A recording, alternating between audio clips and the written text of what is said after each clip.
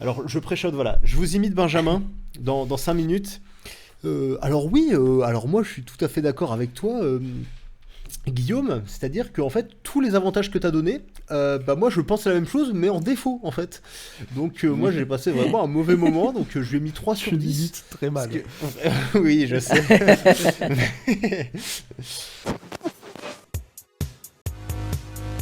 Mais vous savez, il ne faut pas parler théoriquement des films. Il faut les faire, il faut les montrer, c'est tout. À mesure que les femmes se familiarisent avec la technique et la possèdent naturellement, on change aussi le cinéma. Moi, j'aime bien dire aux acteurs que j'entends le bruit de leurs pensées, comme si c'était des cric-crac de mécanique. Oui, je crois que de toute façon, il est difficile à notre époque de ne pas être influencé par le cinéma. Bonjour et bienvenue dans Cinésphère, l'émission qui réunit les copains autour du cinéma. Aujourd'hui, un nouveau 3 films que Guillaume a choisi. Donc tu vas nous dire ce que c'est. Et oui, parce que je suis bien sûr avec mes copains. Bonjour Benjamin et bonjour Guillaume. Bonjour Mickaël, bonjour Benjamin. Salut les copinous. Bonjour. Qu'est-ce que tu as choisi, dis-nous, pour ce thème ? Alors j'ai l'impression que tu me tends un piège, parce que je ne sais toujours pas comment appeler ce genre de film, mais j'avais dit la dernière fois... Alors moi, pour le titre, j'ai mis Les Animaux Tueurs. Ok, bon bah c'est voilà. Et bah au final c'est toi qui l'as annoncé, t'es tombé dans mon piège, exactement. Non mais du coup oui, j'avais choisi 3 films où l'antagoniste en gros est un animal et au final bah c'est je pense qu'on est tous plus ou moins dans le thème. Bah franchement on est tous dans le thème, c'est sûr. On est tous dans le thème même si c'est clairement différent à chaque fois. Oui, bah comme d'habitude je trouve. Ouais. Comme d'hab. Mais avant tout ça, est-ce que vous avez vu des trucs ces derniers temps ? Eh bien écoute, alors oui, les gens ne savent pas, mais ça fait plusieurs podcasts qu'on fait là à la suite. Hein, on a fait, je sais pas si je dis tout de suite les thèmes, j'en sais rien, mais bon bref, voilà, on a enregistré 2 fois. Mais il y a un film que j'avais gardé de côté parce que je voulais en parler à Benjamin, parce que je sais qu'il l'aime beaucoup. J'ai regardé pour la première fois Spider-Man New Generation. Du coup, donc le film en dessin animé de 2018 là. Et je savais pas trop à quoi m'attendre et j'ai été surpris, mais j'ai pas adoré non plus. J'ai trouvé ça intéressant et surtout on sent bien le côté comics. Donc à mon avis, même moi qui n'ai jamais lu de comics, je pense qu'il y a un gros jeu en fait là-dessus. En fait, beaucoup d'hommages aux comics. Donc je sais pas, hein, peut-être que je me trompe complètement, mais je sais que toi Benjamin tu lis beaucoup de comics. Oui, non, en gros, c'est ça. Bah, je fais juste la parenthèse parce que tu me tords la perche, mais c'est un des premiers trucs que j'ai dit, notamment à Mickaël, parce que je l'ai vu plusieurs fois, évidemment. Mais la première fois que je l'ai vu, c'était au cinéma. Et ouais, en fait, je suis d'accord dans le sens où je trouve ils peuvent faire avec ce format animation, parce qu'avant, on n'avait que des films Spider-Man qui étaient du live action. Mais en fait, l'animation apporte une possibilité de faire plein de choses qui sont liées aux comics et même, je veux dire, même la matière du comics, le format comics, où tu peux faire des onomatopées pendant qu'il y a des scènes d'action et tout, de ce genre de trucs et tout. Et ça c'est très stylé et c'est quelque chose que tu peux faire en film live action, mais c'est plus compliqué. Oui, il faut s'appeler Edgar Wright et faire Scott Pilgrim vs. The World. C'est ça. Mais voilà, il faut vraiment que ce soit assumé. C'est vrai que ça fait quand même un petit moment que les films de super-héros essayent de rendre réaliste au possible le concept de super-héros et tout. Chose que j'ai pas toujours trouvé bien fait. Et là, c'est vrai qu'ils sont dans la joie dans le côté même univers de comics à 100% pulp, pop et tout. Et du coup, ils font ce qu'ils veulent parce qu'ils ont aussi le format qui va avec, quoi. Donc c'est pour ça que j'ai vraiment... Je trouvais que c'était bon format, ouais. Ouais. Bah, en tout cas, je l'ai bien senti ce côté-là, donc je trouvais que c'était un bel hommage, donc c'était cool. J'ai aussi vu pas mal de méchants, genre en fait, ouais, ce qui est bien, c'est que tu fais hommage genre Frisk. C'est vrai que Fisk. C'est pas Frisk. Non, parce qu'il y a le Fist aussi. Enfin, c'est pas une vieille blague. Hein. Le fisc est réellement c'est vraiment des méchants, mais dans la vraie vie. Ah oui, non. Parce que t'as le fist non, il y a- oui, FEAST il y a- aussi, je crois. Dans Spider-Man, non, c'est pas Ouais, ça alors je sais Non. plus, ça me parle ça, mais il y a Iron Fist, il y a Fisk et il y a Non. Fist potentiellement, oui. Ah ok, bon, peut-être pas. Euh, Peut-être que je me suis trompé de film, alors. Ce que j'ai bien aimé, c'est le côté comics, mais ce que j'ai pas trop aimé, c'est aussi le côté comics, parce que c'est vrai que j'ai vite décroché, en fait, au bout d'un moment. Le côté pas réaliste, beaucoup de blagues, du jeune et tout, et en fait, j'aime bien quand... Enfin, pour moi, Spider-Man, il y en a qu'un seul, tu vois, c'est Peter Parker, et c'est l'étudiant en chimie, là, ou je sais pas trop quoi, en biologie, en sciences, quoi, qui a des super pouvoirs, qui les découvre, et puis qui va combattre le crime dans New York avec... il a une meuf, quoi. Donc ça s'arrête un peu là pour moi, et c'est vrai que tous les trucs, les délires de Terre 676, tout ça, c'est un peu... moi, ça me perd un peu, et c'est vrai que souvent je décroche, et là, genre... il y a le délire multiverse qui est arrivé avant même qu'ils en parlent dans Avengers et dans le MCU. Et donc c'est sympa, mais c'est vrai que ouais, je ressens vraiment l'essence un peu comics dedans, mais c'est aussi ce qui m'a déplu, c'est que c'est un peu le bordel et tous les trucs ultra colorés comme ça, moi ça... Voilà, j'ai un peu du mal avec ça, mais en tout cas c'était quand même un bon film. C'est ça le truc. Alors j'en profite juste pour dire que tu as raison, Guillaume, il y a bien le Fist, F-E-A-S-T, dans Marvel. Donc, Ok, oui, bon bah alors, c'est bon, je ça- ne passe ça- pas pour un gros détraqué obsédé sexuel. Ça c'est s'écrit- bien. ça s'écrit pas forcément comme on le pensait, mais Voilà, exactement. Mais oui, en fait, c'est ça le truc, c'est que c'est le genre de film qui a un parti pris visuel très marqué. Donc Ouais. évidemment, je peux comprendre que même si je trouve que ce film est un chef-d'œuvre qui fait partie de mes films préférés, c'est pas un truc lambda, genre normal, j'ai envie de dire, dans le sens où tu vois pas ça tous les jours, ce style-là et tout. Donc évidemment, si t'aimes pas les trucs trop colorés ou quand il y a trop de trucs, trop d'informations à l'écran et que ça va un peu dans tous les sens et tout, je peux comprendre que bon, tu rentres pas forcément dans le délire, quoi. moi c'est vrai que Normal. j'avais Ouais. adoré ce film. Je me rappelle que moi j'avais mis 9 au premier, 10 au 2, et Benjamin limite c'était le contraire, hein. 10 au premier, 9 au 2. J'ai pas encore vu le 2 là, je l'ai Et, en DVD aussi, mais j'avoue que... Ah bah, c'est encore plus le bordel le 2, hein. Ouais, clairement. Eh bah, c'est super. le chaos. Bah, je vais le regarder direct après le podcast, tu m'as donné envie. Mais oui, Mais, c'est un peu compliqué ouais. pour moi, le délire comics et tout. Mais je vais Et quand même est-ce mis, que tu arrives à 6 comprendre, ou 7. à la fois on avait fait le podcast sur les films qui auraient pu être mieux, et dans The Prodigies, j'avais expliqué un petit peu que la recherche esthétique de The Prodigies, j'avais l'impression qu'il y avait un côté raté et précurseur un peu à ce dessin animé là de Spider-Man. Est-ce que tu vois ce que je veux dire ou pas? Ah, je vois complètement ce que tu veux dire, notamment avec la scène avec les deux mecs là qui... Il y a une scène avec un train, je crois, et deux bullies ou un truc comme ça dans une voiture. Il y a un accident de voiture, je crois, dans The Prodigies. Ouais, c'est ça, ouais. Avec, je crois que c'est le Et gars les- qui a violé la fille là au début du C'est film. exactement cette scène-là à laquelle je pense. Et typiquement, oui, ça fait grave penser à du Spider-Man, New Generation. Et oui, c'est d'ailleurs marrant que tu t'en parles parce que j'y ai pensé pendant le film. Je me suis dit, attends, ça me fait penser à un truc et je me suis rendu compte que c'était The Prodigies. Sauf que, ouais, The Prodigies, t'as vraiment l'impression que c'est une cinématique de Xbox 360, quoi. Donc, il y a. Oui, c'est ça.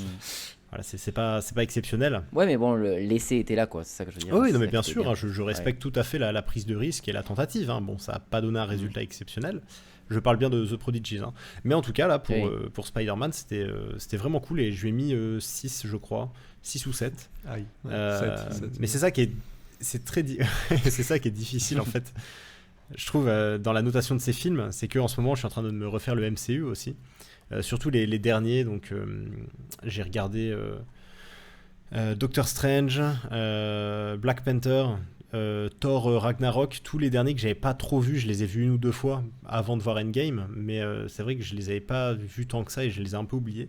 Et c'est vrai qu'ils sont vraiment sympas, notamment Civil War. J'avais oublié parce que moi, Captain America, il m'a toujours un peu laissé pantois. Alors, moi, je les ai jamais vus, mais je crois que Civil War, c'est souvent le moins aimé, non? Civil War, Captain non, America j'aime et pas. tout. Moi, j'aime pas Civil War. Mais moi, je sais qu'il y a sais pas beaucoup trop, de je sais monde pas trop qui parler pour l'aime les pas autres, beaucoup, mais hein. Ouais, j'avais moi, gardé je- ce souvenir justement où je me disais que j'aimais pas trop et là je l'ai revu et j'ai trouvé ça cool et surtout c'est aussi l'arrivée de Spider-Man dans le MCU, c'est peut-être pour ça parce que j'adore Spider-Man. J'ai revu les 3 d'ailleurs avec Tom Holland et pareil, ils sont vraiment sympas et globalement je les ai tous notés à peu près 6 ou 7, mais c'est vrai que Spider-Man New Generation, je trouve que en fait j'ai envie de noter la prise un peu de risque et l'originalité du film. Mais pour moi, les notes, ça veut dire 10, j'ai grave envie de revoir ce film. Zéro, je chie sur toute sa descendance, quoi. Et le problème, c'est qu'il faut une sorte d'entre-deux, parce que Spider-Man New Generation, je suis pas sûr de le revoir un jour, peut-être une fois, je sais pas, quand j'aurai des enfants et que je leur montrerai un truc comme ça. Mais c'est pour ça, leur mettre 7 à un film comme ça, c'est un peu... Je sais pas, un peu compliqué. Mais bon, bref, tout ça pour dire que j'ai vu Spider-Man New Generation, et effectivement, en fait, j'apprécie pas spécialement le film, mais j'apprécie son originalité, et le côté assez, qui sort de l'ordinaire, en fait, du film. Bon, sache que ça me fait quand même très mal que tu mettes la même note à la trilogie Tom Holland et à ce film-là. Ah non, j'ai pas mis la même note, j'ai mis 8 à Spider-Man de Tom Holland. Aïe. Non, c'est pas vrai. C'est pas vrai. Je voulais juste te taquiner. Putain, j'ai failli... Non, c'est juste le plaisir de voir Spider-Man pour moi, en vrai, c'est... Voilà. Ok. Moi j'ai vu, alors on change de style, sachant que c'est un film qui est actuellement au cinéma. J'ai vu La Guerre des Roses, le dernier que j'ai vu au cinéma, c'était ça. La Guerre des Roses avec Benedict Cumberbatch et Olivia Colman, qui est donc une... c'est pas vraiment une comédie romantique parce que ça parle d'un couple et il y a de l'humour dans le film, mais c'est plus ce genre de film qui parle de couples qui vont mal. Mais sauf que là, c'est pas la sauce. Alors, en voyant le film, j'ai pensé aux Noces Rebelles. Je sais pas si vous l'avez vu avec non, j'ai pas vu. DiCaprio et Kate Winslet. Non, mais j'ai très envie de le voir. Moi aussi. Ah, tu l'avais pas vu, toi, Mick? Je croyais. Non, tu m'en as parlé plein de fois et je sais que c'est ouais. moi les films de rupture, de trucs comme ça et tout, c'est grave mon kiff. Voilà. Donc, faut que je le vois. Sauf que j'ai mentionné le côté humour de La Guerre des Roses, sauf que pour les Noces Rebelles, il n'y a pas d'humour, hein. Il y a des pleurs beaucoup. Mais là, mais du coup, en fait, le film est un peu, je trouve, un peu divisé en deux parties. C'est pour ça que je le trouve moyen, parce que ça commence pas trop mal et ça finit où ça m'a saoulé. Donc voilà, c'est pour ça que je lui ai mis 5 à peu près. Et en fait, il y a ce côté au début, tu vois le couple qui commence à aller mal et tout, et du coup c'est fait de manière assez subtile. Enfin, tu vois petit à petit le couple se dégrader avec plein de petits trucs qui s'accumulent. Et là, à ce moment-là, c'est plutôt intéressant, même au niveau des vannes et tout, ça marche bien avec quelques trucs sympas. Et après, en fait, la deuxième partie, c'est genre, en gros, c'est le couple, il va vraiment mal. Et ils passent leur temps à se chier dessus, genre à se vanner, à s'insulter et tout. Et du coup, même en public, il y a une scène avec un repas avec des amis où ça devient grotesque parce qu'il n'y a plus qu'une subtilité dans les vannes et tout. Enfin, c'est des gros trucs vulgaires. Enfin, ça part un peu dans la vulgarité, la grossièreté et tout. Et puis après, il y a un moment où je spoil, mais enfin on s'en fout, mais c'est pas. Voilà, il demande le divorce et là ça part encore plus en sucette et vraiment plus ça allait, plus j'étais en mode non mais c'est plus. Encore une fois, j'allais dire c'est plus réaliste, on s'en fout parce que je regarde pas du cinéma pour que ce soit réaliste, mais c'est juste plus le mot c'est plus cohérent en fait. C'est plus cohérent, c'est là où ça commençait avec un truc un peu subtil, un peu avec un peu de finesse et tout. Là à la fin, il y en a plus du tout et c'est juste lourd quoi. Donc c'est dommage parce que ça commençait plutôt bien, sachant qu'il y a des bons acteurs, enfin le duo est quand même très très bon. Il y a aussi Andy Samberg qui joue dans le film, qui a le rôle d'un ami, donc celui qui joue dans Brooklyn Nine-Nine notamment, pour ceux qui ne verraient pas. Mais voilà, donc dommage, voilà, peut-être un film qui aurait pu être dans le thème, un film qui aurait pu être au mieux. Sachant que du coup ça m'a donné envie de voir l'original parce que j'ai appris en sortant du cinéma que c'était un remake, un film de Danny DeVito je crois, et il joue dedans aussi il me semble, avec Michael Douglas des années 80 ou 90. Donc voilà, okay. Je suis curieux de voir la différence notamment. Eh bien nous allons donc entrer dans le thème de Guillaume. Tu vas nous dire ce que tu as choisi et ta relation avec ce thème avant que nous partagions la nôtre. Eh bien, j'ai choisi le thème les gros animaux, hein, voilà, comme c'est le nom de notre groupe, voilà, de notre vocal, je l'ai constaté. Parce que c'est un genre de cinéma que j'adore, tout simplement. Pourtant, j'en ai pas vu beaucoup, c'est un peu paradoxal, mais j'adore ce genre de film, parce que c'est très proche du nanar, en fait. Très souvent, on veut mettre des grosses bébêtes, et ça donne un résultat catastrophique. Quand vous regardez les nanars, enfin... des films nanar, il y en a énormément, genre j'en pense à un, c'était genre Cobra versus Komodo, donc c'est une catastrophe, c'est des animaux géants faits en images de synthèse immondes, c'est horrible. Il y avait Zombies, donc un zoo qui est contaminé par je sais pas trop quoi, et les animaux deviennent des zombies d'eux-mêmes. Zombievers aussi, des castors zombies, enfin c'est n'importe quoi, mais bah ça me fait beaucoup rire. Et aussi dans le côté réaliste, enfin réaliste entre gros guillemets, donc par exemple Les Dents de la Mer, hein, c'est le plus connu, le film d'horreur animalier on va dire, même Jurassic Park, voilà, ça reste quand même des chefs-d'œuvre, hein, Spielberg aux commandes des deux. Et il y avait un film que j'aime tout particulièrement, dont j'ai parlé dans une vidéo sur ma chaîne, voilà, je continue à faire ma promo à chaque fois, qui est Anaconda, du coup, un film qui est sorti en 1997, si je ne m'abuse, et qui est un film que j'aimais beaucoup, bien qu'il ait énormément de défauts, je pense que c'est un film dont on mérite de dire du bien. Et quand j'étais petit, en fait, j'avais un coffret avec Anaconda 1 et Anaconda 2, donc, parce que mon film, oui, du coup, au final, je ne l'ai pas dit, mais c'est Anacondas, à la poursuite de l'orchidée de sang, je crois que c'est ça. Et j'avoue que, bon, bah voilà, c'est pas un chef-d'œuvre, mais c'est un film que j'ai beaucoup regardé quand j'étais petit, et c'est, en fait, le premier Anaconda, qui était réalisé par un Péruvien parfaitement oubliable, qui s'appelle Luis Llosa. Je pense que c'était un peu un échec, c'est un projet qui a subi voilà, beaucoup de choses, on va dire, qui avait un budget énorme pour un film de série B, la réal filée à un parfait inconnu, et c'est vrai qu'avec Jennifer Lopez, Ice Cube, un Jon Voight qui surjoue à mort, c'était un peu un résultat en dents de scie, hein, on va dire, mais les gens ont détesté ce film parce qu'ils s'attendaient à un nouveau Jurassic Park. C'est un peu comme ça que le film a été vendu, surtout qu'il avait un budget, je crois, de 45 ou 50 millions de dollars, ce qui était énorme. Ah ouais. Et ça a donné un résultat vraiment pas ouf, mais c'est un film que j'aimais beaucoup quand j'étais petit, qui était vraiment divertissant et qui pour moi marchait très bien. Et c'est vrai qu'il y avait le coffret avec le 2, et à chaque fois que je regardais le premier, j'avais envie de regarder le deuxième. Et ça m'a fait très plaisir de le revoir parce que c'est tout simplement... en fait, c'est super plaisant. Un film doudou. Mais c'est un peu ça, c'est super plaisant, je trouve, de regarder des films qui se concentrent, qui ont un postulat très simple. Voilà, c'est une équipe de personnes qui se fait traquer par un animal, insérer le nom de l'animal, voilà. C'est toujours le même scénario dans ces films-là.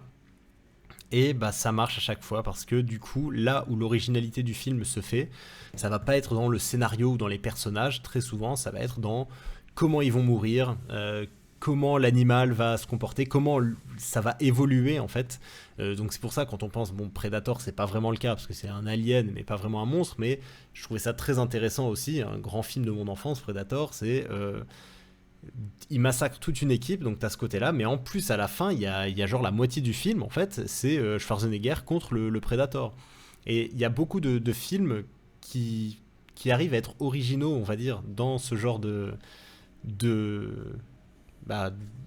sais pas comment dire, avec un scénario aussi simple, ils arrivent à être originaux, mais souvent les gens crachent dessus. Il y a presque un côté slasher un peu... c'est ça, c'est clairement... Dans ce côté-là où tu regardes ces films juste pour voir comment les gens vont mourir. Sauf que là, oui, c'est pas des gars qui tuent à l'arme blanche, c'est des animaux. Voilà, et ce qui rend le truc encore plus marrant et aussi plus intéressant. Alors le problème, c'est que souvent, ils essaient de faire une sorte de parallèle dans certains films où c'est genre, ouais, la nature veut reprendre ses droits, etc. C'est un peu genre King Kong. C'est un peu ça, par exemple, oui, on les a laissés depuis toujours et au final, les animaux, ils sont gentils, blabla, et puis c'est les méchants humains qui vont venir pour récupérer... c'était un peu le pitch, je pense qu'il y avait un peu ce sous-texte, on va dire, dans King Kong. Et en fait, c'est T'aurais accepté si on avait pris King Kong ? Je crois que tu nous l'aurais accordé, mais... King Kong, ouais, je pense... Mais moi je pensais plus à des trucs genre Lake Placid, tu sais, où c'est genre un animal random. Oui, okay. Et surtout, moi ce que je voulais, c'était des films, tu vois, pas genre des blockbusters ou quoi, genre des films un peu indépendants et un peu nanardesques, mais sans entrer dans le nanar total nul allemand qui passe sur NT1, tu vois. Tout en restant un peu, voilà, le film qui fait des efforts. Et moi c'est un genre de film que j'adore, que ce soit slasher ou avec des animaux. Quand t'as une équipe, tu suis une équipe et ils meurent tous un par un parce que tu t'attaches et tu vois une vraie évolution, tu constates l'évolution au fil du film jusqu'à ce qu'il n'y ait plus qu'un petit groupe ou carrément une seule personne qui affronte l'animal, on va dire. Et c'est pour ça que dans d'autres genres, par exemple, j'aime beaucoup The Raid, parce que The Raid, le premier, outre le fait que c'est un film d'action incroyable, il y a aussi le côté, une équipe de 20 mecs du Raid du SWAT, on va dire, se font massacrer, et petit à petit, tu le vois descendre, et à la fin, il n'y en a plus que 1 ou 2 en vie, quoi. Et ça, c'est un truc, les décomptes un peu comme ça de héros, c'est un truc que j'aime beaucoup dans les films. Sachant que dans le 3, The Raid, c'est des Indonésiens flics qui vont dans un immeuble où il y a un anaconda. Exactement. Exactement. The Raid, anacondas. Voilà, Anacondas, c'est vraiment là où le premier, il avait fait des efforts. Lui, clairement, il se prend pas au sérieux. C'est vraiment le film de série B de première. Et c'est ce que j'aime beaucoup. On sent plein de tentatives un peu à la Aliens. En fait, comme Alien 2, en fait, là où le premier, il était plus ou moins subtil, on va dire, avec un seul anaconda, là, t'en as plein, c'est le toujours plus, voilà, c'est la suite logique, en fait, au premier film qui est Anaconda. Et très vite fait, le pitch, en gros, c'est qu'il y a... 2 petites minutes, on va d'abord donner notre relation au thème. Ah oui. Parce que tu veux toujours nous le sucrer pour parler de tes films. Non, mais je pensais qu'on le disait à chacun de nos films. Non, ça a toujours été comme ça. Okay, d'abord, on donne tous notre relation au thème. Et pardon, après, mais tu m'as lancé là. Je le sentais arriver. J'attendais le stop en fait. Ok, pardon. Alors, et vous, les gars, quelle est votre relation à ces films-là? Et nous allons te le dire, Guillaume. Ne sois pas si impatient, enfin.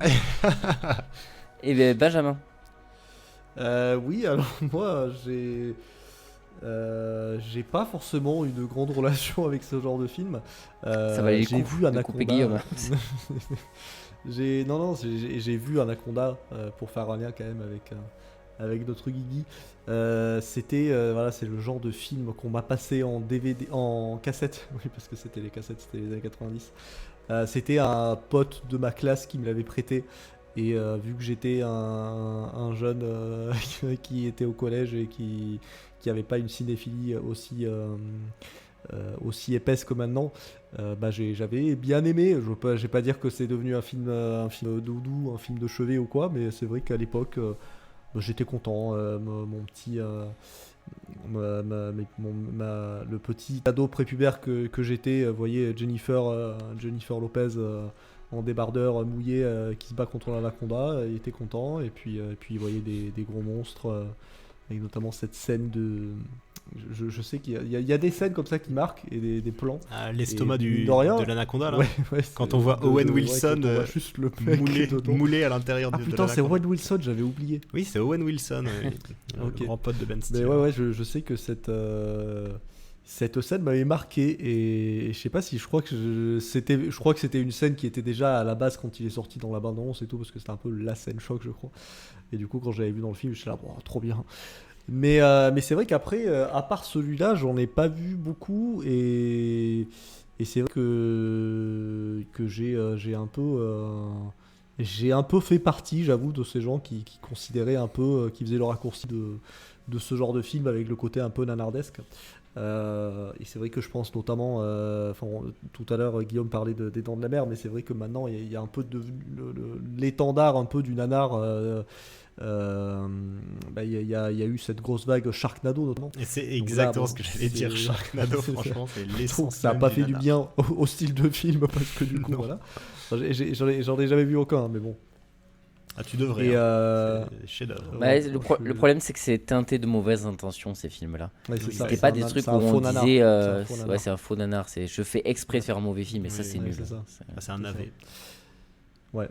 Donc non, après, c'est vrai que j'ai pas forcément de... Enfin, en vrai, il y en a là quelques-uns justement que j'ai vu il y a pas si longtemps que ça. Je sais que j'ai vu Lake Placid, genre il y a quelques mois.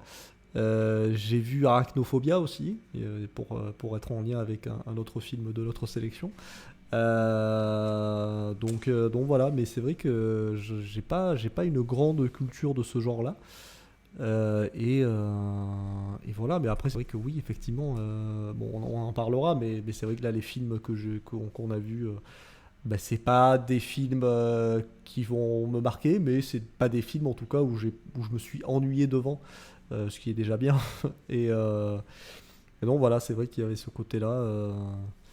Mais ouais, en grandissant, alors je sais pas si pareil, le fait de devenir un peu cinéphile et de voir des trucs un peu plus quali, un peu plus recherchés, un peu plus fins, un peu plus d'auteur des fois et tout, bon, ça m'a peut-être pas aidé, parce qu'on a des fois une période comme ça quand on devient cinéphile où on met un peu le divertissement de côté parce qu'on se dit non mais ça c'est trop c'est trop commercial, c'est plus pour moi tout ça, maintenant je suis un vrai cinéphile. Et donc c'est vrai que quand tu vois passer des trucs comme Des serpents dans l'avion avec Samuel L. Jackson, bon tu te dis bon bah celui-là je vais pas le voir maintenant parce que je suis un vrai cinéphile. Oh, purée. Mais c'est vrai que maintenant avec du recul, bah je presque j'aimerais bien voir ce film parce qu'il a l'air. Moi aussi, il me donne Il a bien l'air. envie. Ouais. Ah, je l'ai jamais Il a vu l'air des serpents con, dans mais- l'avion. Moi non plus. Faudrait que je le vois, ouais. Puis non mais je me rappelle que déjà quand il est sorti celui-là c'était vraiment le côté assumé de on n'a pas de scénario. Mais bien, juste on kiffe, c'est juste des serpents c'est dans ça. un avion, et c'est la panique, et c'est le bordel, et c'est tout. Et voilà. Le scénario, c'est le Ça titre fait du un peu film. envie. C'est ça. Donc voilà pour moi. Donc j'étais quand même content de découvrir ces petits films pour cette sélection. Alors moi c'est pareil, bon, je vais aller même encore plus vite parce que bah, j'ai jamais vu par exemple, et toujours pas, je l'ai en DVD maintenant parce que j'ai réussi à le choper dans une boîte à lire où il y avait des DVD, mais j'ai jamais vu Les Dents de la Mer par exemple, donc je sais que c'est le genre de film qu'il faut que je vois. Mais pour le peu de films que j'avais vu, moi aussi plus jeune j'avais vu Anaconda, sauf que je me rappelais même pas qu'il y avait Jennifer Lopez, moi c'était à ce point-là. J'avais oublié entièrement ce film, je me rappelle l'avoir Tu l'as vu quand confondu j'étais avec plus Ice jeune. Cube peut-être. Moi, c'est lui Et, qui me donnait chaud, moi, Ice Cube, oh là là. Et donc, ouais, non, mais je me rappelle que c'était un film que j'avais bien aimé adolescent. Et pareil, je me rappelle d'un. C'était Arak Attack avec David Arquette. Je sais pas si vous voyez. Où sur l'affiche, je connais il pas. surjoue énormément. C'est-à-dire que sur une affiche, tu vois déjà qu'il surjoue. C'est un truc de dingue. Mais j'aimais bien parce qu'il y avait un côté presque un peu second degré aussi dans ce film qui me plaisait. Et je me dis, en fait, c'est en demi-teinte les films avec des grosses bébêtes qui tuent tout le monde. Soit c'est pris au sérieux, mais tu passes un bon moment parce que c'est un film d'aventure, ou alors c'est un bon nanar, quoi. Soit il y a un côté un peu second degré dans le truc qui fait que on sait qu'on fait un truc un peu limite, donc on vous met un peu de second degré dedans pour que ça passe mieux, tu vois. Mais en L'ex général, classique, c'est un peu ça, c'est un peu mixé entre comédie. d'ailleurs, et ils ont fait un film qui s'appelle Anaconda contre Lake Placid, je crois. Hein. Ah, c'est possible, Ah oui, ouais c'est dans la vibe Ouais. Freddy versus Et c'est ça le Jason, titre en plus, Anaconda contre Lake Placid. Comment vous dire, on a pris deux licences et on les a mélangées, quoi. On prend même pas contre Crocodile ou quoi que ce soit. Ils ont Quoi. voulu faire C'est contre Alien. Lake Placid. C'est vraiment Vegeta contre Dragon Ball. C'est- C'est exactement ça. Mais je suis assez certain, j'ai vu passer ça. Ouais. Mais après voilà, c'est vrai que moi c'est pareil. J'ai été consommateur un petit peu dans ma jeunesse. J'ai jamais pas trop regardé après des films avec des gros monstres ou que ce soit, mais déjà parce qu'on n'en fait pas des masses. Les Godzilla et tout, j'ai jamais vraiment regardé. Mais ça me déplaît pas. Voilà. Donc j'étais très content de la sélection parce que j'étais content de découvrir des films, à part le mien que j'avais déjà vu.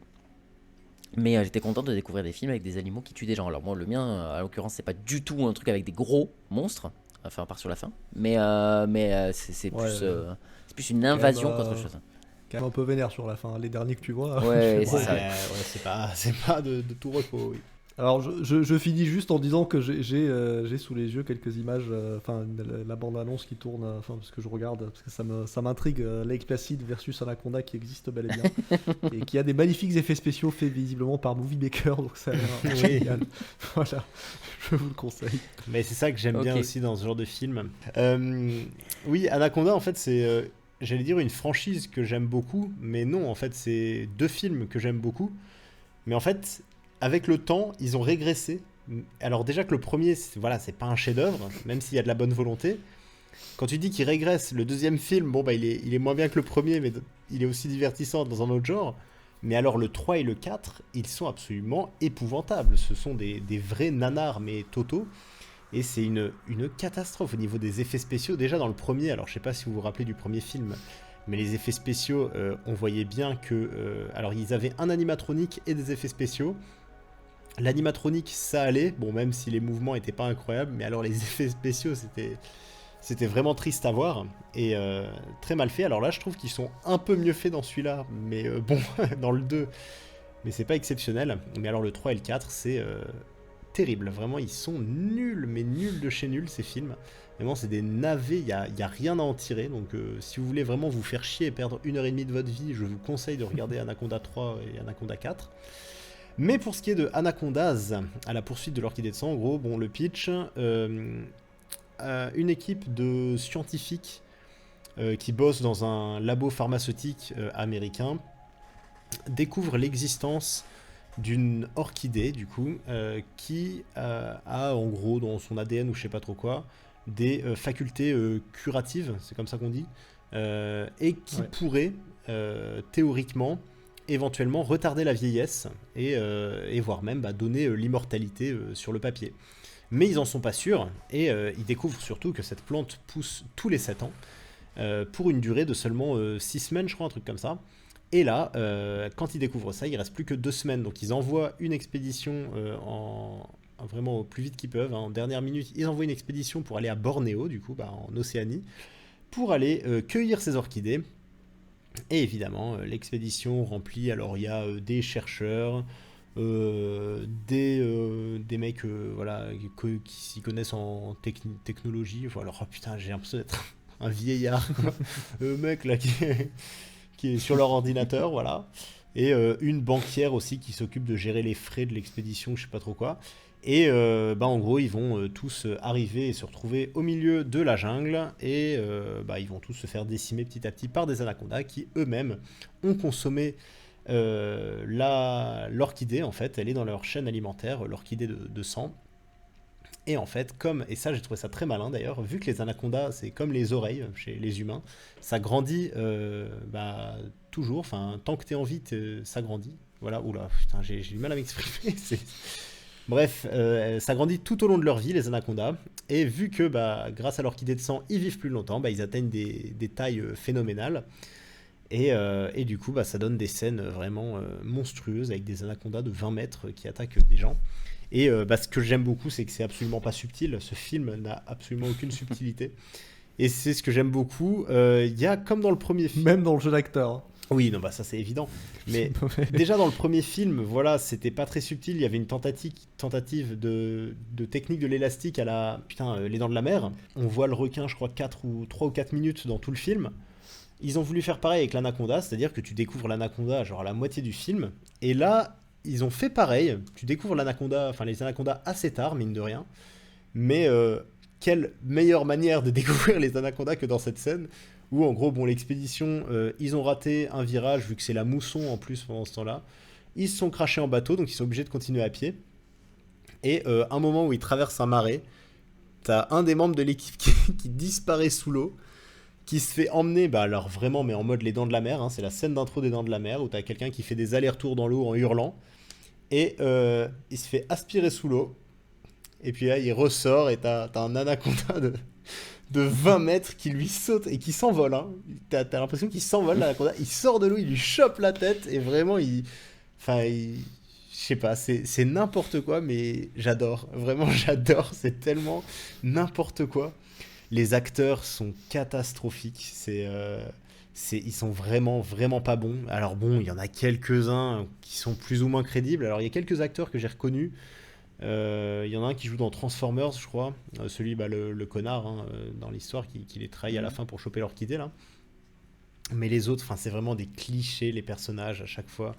Le grand héros qui connaît très bien la forêt tropicale de Bornéo, qui s'appelle Young-sin, un truc comme ça. Et capitaine Young-suk, un truc comme ça. Et puis évidemment, c'est un gros américain balèze tatoué, un ancien des forces spéciales qui est là, ouais, j'ai fait pas mal de choses méchantes quand j'étais dans les forces spéciales, du coup je suis ici pour racheter ma vie. Ces gens-là, ils ont rien, mais ils ont tout, tu sais, c'est un peu ces conneries-là. Et puis c'est ambiance Dragon Ball Evolution, où tous les personnages secondaires sont asiatiques, mais pas le personnage principal. Et oui, les acteurs sont pas bons. C'est vraiment des acteurs de troisième zone, quoi. Les personnages sont des clichés, mais je trouve que en fait tout fonctionne, en fait ça marche. Il y a une cohérence en fait dans le manque d'investissement ou de moyens. Je saurais pas trop dire, mais je trouve que c'est un film qui se regarde mais comme ça, quoi. ça se regarde en one shot, tu t'ennuies pas, c'est marrant, et puis ouais, enfin en fait voilà, il est pas prétentieux le projet, c'est juste bah, ils ont voulu faire un film un peu à la con. Alors il est réalisé par Dwight H. Little, qui est le réalisateur je crois de Halloween 4, et bah, c'est tout. Donc c'est une filmographie assez triste, mais c'est en fait c'est ça, j'en ai déjà parlé plusieurs fois dans ce podcast, mais j'aime beaucoup ces films comme ça, qui n'ont pas beaucoup d'ambition, qui n'ont pas beaucoup de budget, et qui ont une histoire toute simple, et ils veulent juste voilà, se faire plaisir, avec des acteurs, bah voilà, c'est pas Brad Pitt, c'est pas DiCaprio, c'est pas Christophe Waltz, voilà, il y a pas tout ça, c'est juste vraiment des acteurs un peu médiocres, mais qui se donnent à fond, et bah voilà, tout est attendu, la musique elle est pas très recherchée, surtout à la fin, là, le générique ça part sur une musique de bon gros rock américain, et t'es là, bah quoi, mais pendant tout le film, des années 2000. voilà, pendant tout le film on était un peu dans la jungle et tout, et puis ça part oh yeah à la fin avec de la guitare électrique, c'était là, bon ok. Mais ouais, je trouve en fait que tout marche dans ce film, c'est sympa, alors bon, c'est vrai que j'en avais un meilleur souvenir. Moi, je lui ai mis 6 sur 10 parce que bah, c'est un film que j'apprécie toujours revoir. J'en étais sûr. Je savais que tu allais mettre la même note à ce film que tu as mis à Spider-Man New Generation. On va te parler tout ça. Bah oui, bah écoute, je suis désolé, mais bon, bah c'est une question de ressenti. Bah oui, c'est des films que moi j'aime beaucoup revoir, tu vois. Et je sais que celui-là, je l'ai vu un nombre incalculable de fois et il me fait toujours autant marrer, quoi. Et voilà, alors bon, bah, c'est vrai que j'ai un peu peur de votre ressenti du film, parce qu'à un moment donné, vous allez dire que... Alors, je préchote, voilà, je vous imite Benjamin dans 5 minutes. Alors oui, alors moi, je suis tout à fait d'accord avec toi, Guillaume, c'est-à-dire qu'en fait, tous les avantages que tu as donnés, bah moi, je pense la même chose, mais en défaut, en fait. Donc, moi, j'ai passé vraiment un mauvais moment, donc je lui ai mis 3 sur 10. Tu limites très mal. Oui, je sais. Mais voilà, c'est peut-être que j'ai un côté masochiste, je sais pas, mais c'est vrai qu'un vrai beau film de cinéma, bah, c'est agréable. Mais des petits films comme ça, bah, ça fait du bien aussi, je trouve, de temps en temps. Il y a plein de petites idées qui, je trouve, sont bien pensées. Les sangsues, tu vois, c'est un truc tout con, mais bah, c'est toujours marrant dans le côté un peu crade. C'est pas vraiment de l'horreur, mais c'est le côté un peu genre... Ah, pareil avec l'araignée, là, l'araignée de pierre ou je sais pas trop quoi, qui pétrifie ceux qui se font piquer, avec cette mort horrible du gars qui se fait piquer par l'araignée, qui peut plus bouger, qui est par terre, et il voit l'anaconda se rapprocher doucement de lui pour le bouffer. Enfin, c'est horrible. Mais voilà, c'est un film ouais, sans prétention, qui va droit au but. Et oui, il y a plein de choses qui sont attendues. Il n'y a rien de bien fabuleux dedans, mais je trouve que ça fait vraiment le café. Et bah, je prends du plaisir à chaque fois à voir ce genre de film. Et donc voilà, c'est pour ça, j'ai hâte de savoir ce que vous en avez pensé, ce que vous avez à dire dessus, parce que je suis sûr que malgré tout, vous avez quand même trouvé des trucs sympas à dire dessus. Yes. Qui commence moi, si tu veux. Vas-y, on va dire Benjamin. Non, mais moi, figure-toi que bah, j'ai mis 6 aussi, mais bon, ça va dire petit 6, hein, peut-être gros 5... on va dire un 11 sur 20, quelque chose comme ça. Ok, je prends. Parce qu'en vrai, en fait, c'est pas le genre de film devant lequel je suis déçu. Parce que je m'attends à rien à la base. Bah oui, tu t'attends à rien. Du coup, bah, je m'attends à voir un anaconda qui tue des gens. Et je vois 1h30 d'anaconda qui tue des gens. Enfin, même s'il arrive plus tard, mais vous avez compris. Et du coup, je savais tout ce que j'ai vu en fait à l'avance. C'était la première fois que je le voyais. Mais j'avais vu le 1, comme je le disais au collège, je savais que c'était pas un chef-d'œuvre. Je savais que le 2 était encore moins bien, sachant que j'ai poussé les vis. Bon, parce que j'ai fait aussi avec ce que j'ai pu. Mais du coup, je l'ai vu en VF. Donc tu parlais de manque d'investissement. Ouais. Tu parlais de manque d'investissement, mais ça va jusqu'au doubleur. Hein. Là, la VF, mais c'est le genre de film, ça me dérange pas forcément de le voir en VF, alors je préférais toujours le voir en VO parce que ça colle parfaitement. Ah ouais, non, les doubleurs sont morts de l'intérieur, visiblement. C'est horrible. Mais c'est drôle, voilà. Il y a même vraiment des phrases avec des intonations où tu dis, mais c'est faux en fait. À l'oreille, c'est faux. C'est pas juste que tu joues mal, c'est que je t'écoute et ça sonne faux. Mais non, en vrai, voilà, en vrai, j'ai pas grand chose à dire de plus que ce que tu as dit. Et voilà, encore une fois, ça me fait un peu penser au film Faster où Michael n'avait pas du tout aimé. Moi, c'est vrai qu'on n'est pas toujours d'accord, Guillaume, toi et moi, sur les films, mais là, c'est vrai que moi, j'aime bien Enfin, j'aime bien. Ça me dérange pas de voir ce genre de cinéma de divertissement, voilà, avec des petits moments de pause comme ça dans une cinéphilie que j'essaye où j'essaye de trouver un peu des chefs-d'œuvre du cinéma et tout. Et puis, des fois, à côté, tu regardes Anaconda 2. Et t'es content parce que tu passes un bon moment et c'est court, ça dure 1h30, donc tu te fais pas chier devant. Et puis voilà, il y a plein de moments où tu dis que les personnages sont visiblement complètement attardés ou quoi. Oui. Mais ça fait partie du package aussi. Enfin, c'est des films comme, enfin, tout à l'heure je parlais des slashers, mais c'est des films tellement qui ont leur code en fait. Et du coup, une fois que tu connais les codes, tu sais ce qui se passe, mais tu t'en fous parce que tu regardes pas Anaconda pour les rebondissements et les scénarios avec des retournements de situation, quoi. Clairement. Donc, et surtout là, si tu mets des personnages qui se la jouent vachement, tu vois, si tu essaies de donner une profondeur à tes personnages et tout, ça dénote vraiment avec le genre du film, tu vois. Donc ça donne un résultat un peu en demi-teinte prétentieux et ça marche pas. Il faut des personnages comme ça pour que le film marche en fait. Parce que en plus l'humour est bien gras, tu vois, les vieilles blagues, genre la meuf qui tombe à l'eau qui font alors tu captes là quand t'es dans l'eau. C'est ça, j'allais en parler. les mecs qui se... C'est ce que je dis. En fait, les personnages, en fait, c'est clairement ce genre de personnage qui est là pour se faire tuer et c'est vraiment de la chair à canon. Oui, c'est ça. Et c'est trop bien, moi j'adore. Parce que tu t'attaches pas à eux parce qu'ils sont tous complètement cons. Oui, mais j'adore. Tous plus ou moins détestables. Et c'est vrai que cette scène est un magnifique exemple. Quand la meuf elle tombe à l'eau, elle peut se faire tuer à tout moment, sachant qu'on est dans la forêt amazonienne, elle peut se faire bouffer par un poisson. Non, mais dans la forêt tropicale, ouais. Ouais, enfin voilà, voilà, il y a du torrent, elle peut se noyer, elle peut mourir à chaque seconde. Et t'as tout le monde sur le bateau qui lui chie dessus. Dis donc, t'as ton téléphone, appelle les secours. Elle meurt en fait, là, elle est sauvée là. Et voilà, et pour moi, ça résume bien le film. C'est pareil, la première scène, enfin la première mort de l'équipe qui se fait tuer par un anaconda, qui est fait avec une mise en scène incroyable du fameux coup de mec qui fait plein de vannes. Et du coup, la meuf lui dit arrête, t'es relou avec tes vannes et tout. Et du coup, là, l'enfant qui crie se au loup fait vraiment attraper par l'anaconda.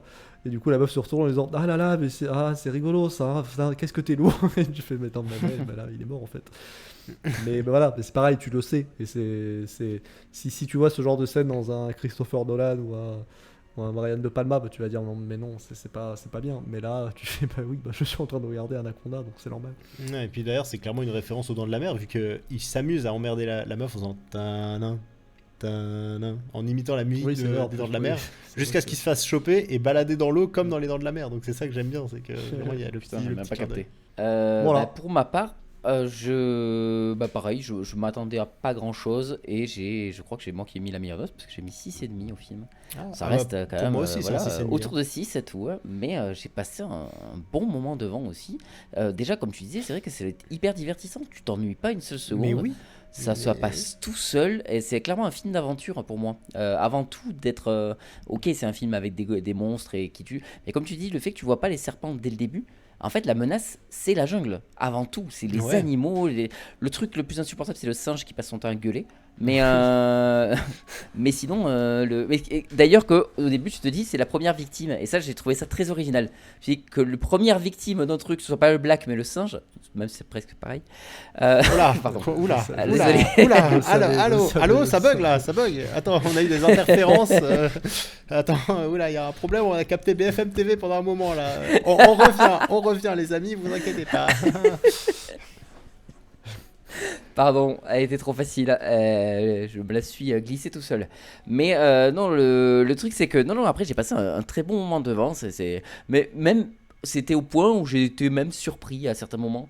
Par exemple, le coup du mec qui trahit tout le monde, ben, ça m'a surpris. Voilà, je me disais, c'est quand même un bel enculé parce qu'il a pas une tête de bel enculé, je trouve. Il a l'air plutôt sympa. Je Ouais, trouve. il a quand même un peu une Et sale là, gueule, moi je trouve. Mais Ah, je trouve pas. Enfin, moi, ça m'a pas fait cet effet-là. c'est Et pas le je- Bah, il a méchant, une tête c'est pas fourbe John Voight, dans quoi, le mais- sens où Ouais, dans le sens où il est trop lisse pour qu'il soit honnête. Moi, Je vois ce que le tu vois veux dire, un peu oui. comme ça. Et puis Il tu est, on sens- Bah, dirait moi, un non, premier de la je- classe, mais je sens que c'est un petit fils de pute. Je l'ai pris pour quelqu'un d'honnête, mais pas à ce point-là, en fait.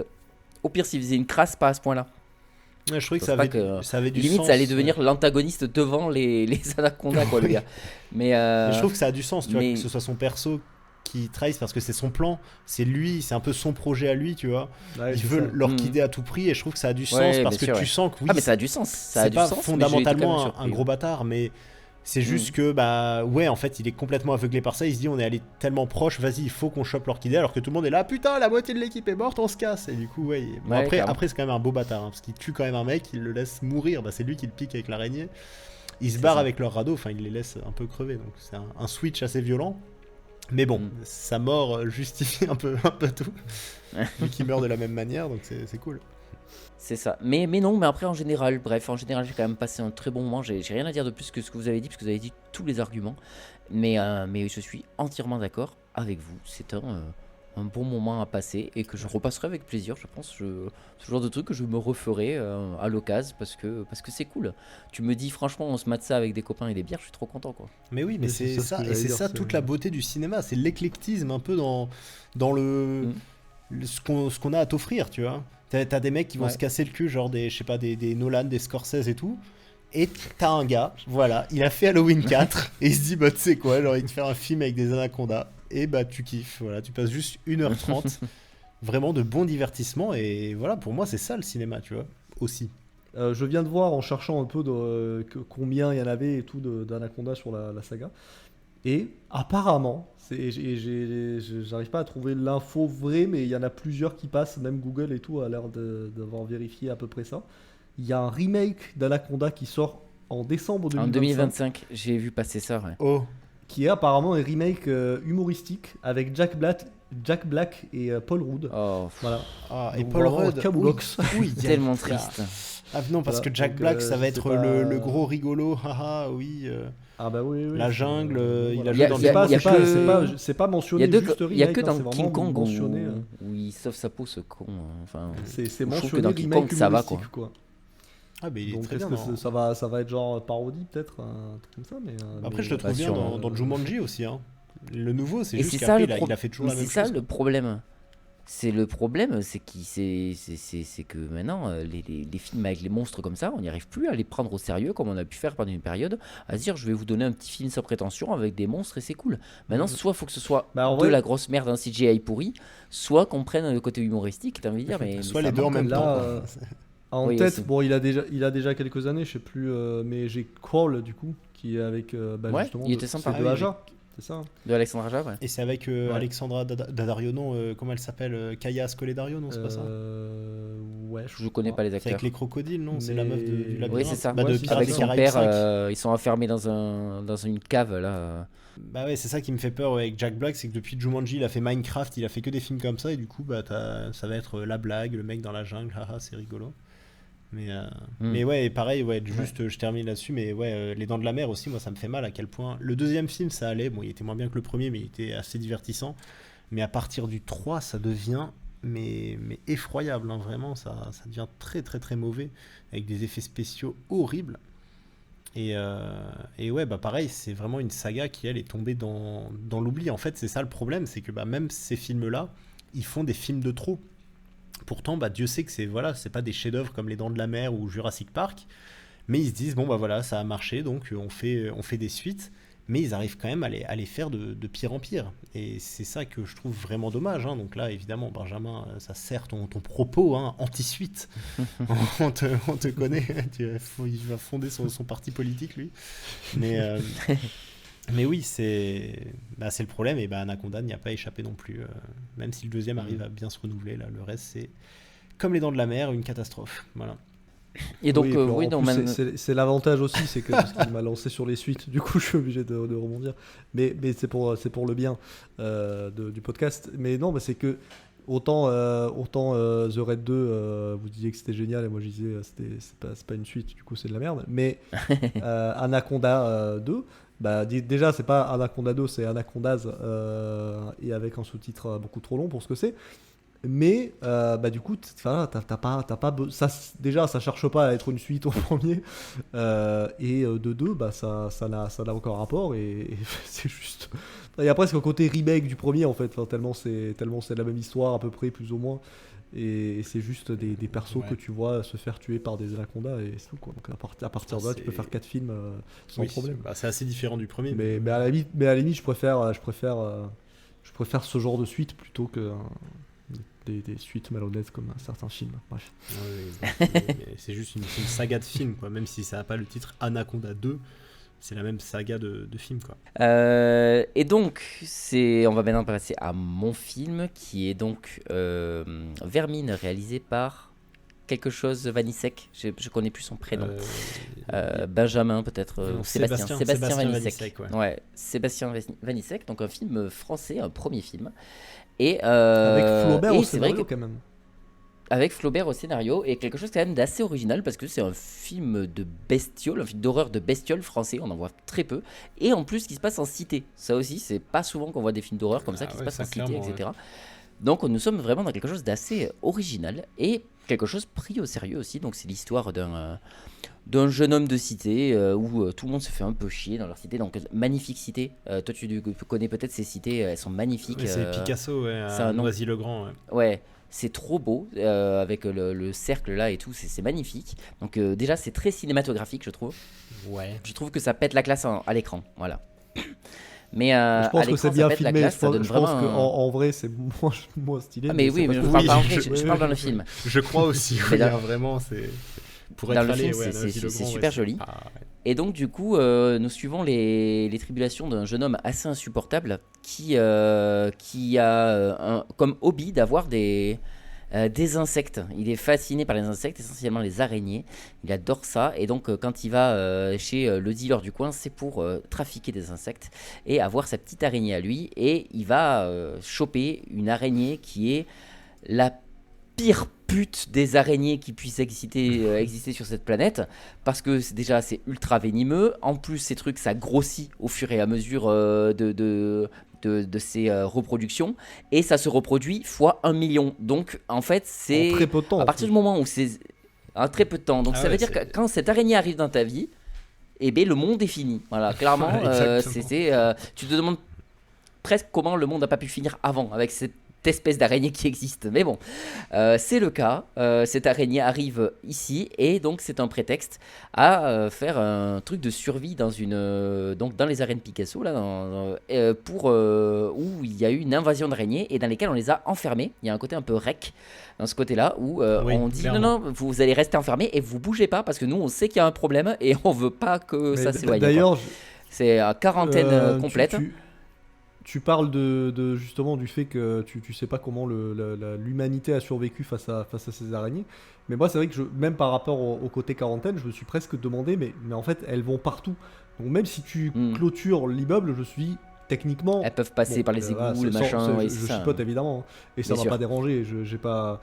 Mais c'est un truc, juste ça m'a traversé l'esprit pendant le film. Je me suis dit, non mais là, en fait, elles sont déjà parties dans toute la banlieue, là, si ça se trouve. Oui, et donc au-delà de tous ces petits trucs scénaristiques, en effet que si on commence à gratter un petit peu, on voit plein de petits défauts, mais le but c'est pas ça. Le but c'est d'essayer de nous faire flipper avec quelque chose qui grouille, parce que clairement c'est ça. Au-delà d'une grosse bébête dangereuse, c'est que c'est plein de petites bébêtes qui te mettent un peu mal à l'aise, parce que ça grouille. Voilà, il y en a un peu partout. Moi, la scène de la douche là, oui. Ça m'a... Et en fait, ça faisait longtemps qu'un film m'avait pas fait ressentir l'effet de faire comme ça, et vraiment j'étais pas bien, alors que j'ai pas de problème avec les araignées, mais là il y en a trop, il y en a beaucoup trop, et ça me foutait une angoisse systématique de me dire que ça pouvait sortir de partout avec beaucoup trop de quantité d'araignées. Enfin voilà, et donc ça fait que le film a super bien marché sur moi, mais plus le film avançait, moins ça marchait. Parce que justement, là où c'est un film d'invasion au début, ça devient un film de monstre à la fin, parce que les araignées sont tellement gigantesques qu'au moment où ils arrivent au garage, ça devient l'armée qui défonce des grosses araignées géantes. Et là, j'ai fait wow. Là, ça commence à On partir est pas loin de beaucoup Starship trop en Trooper à la couille pour moi.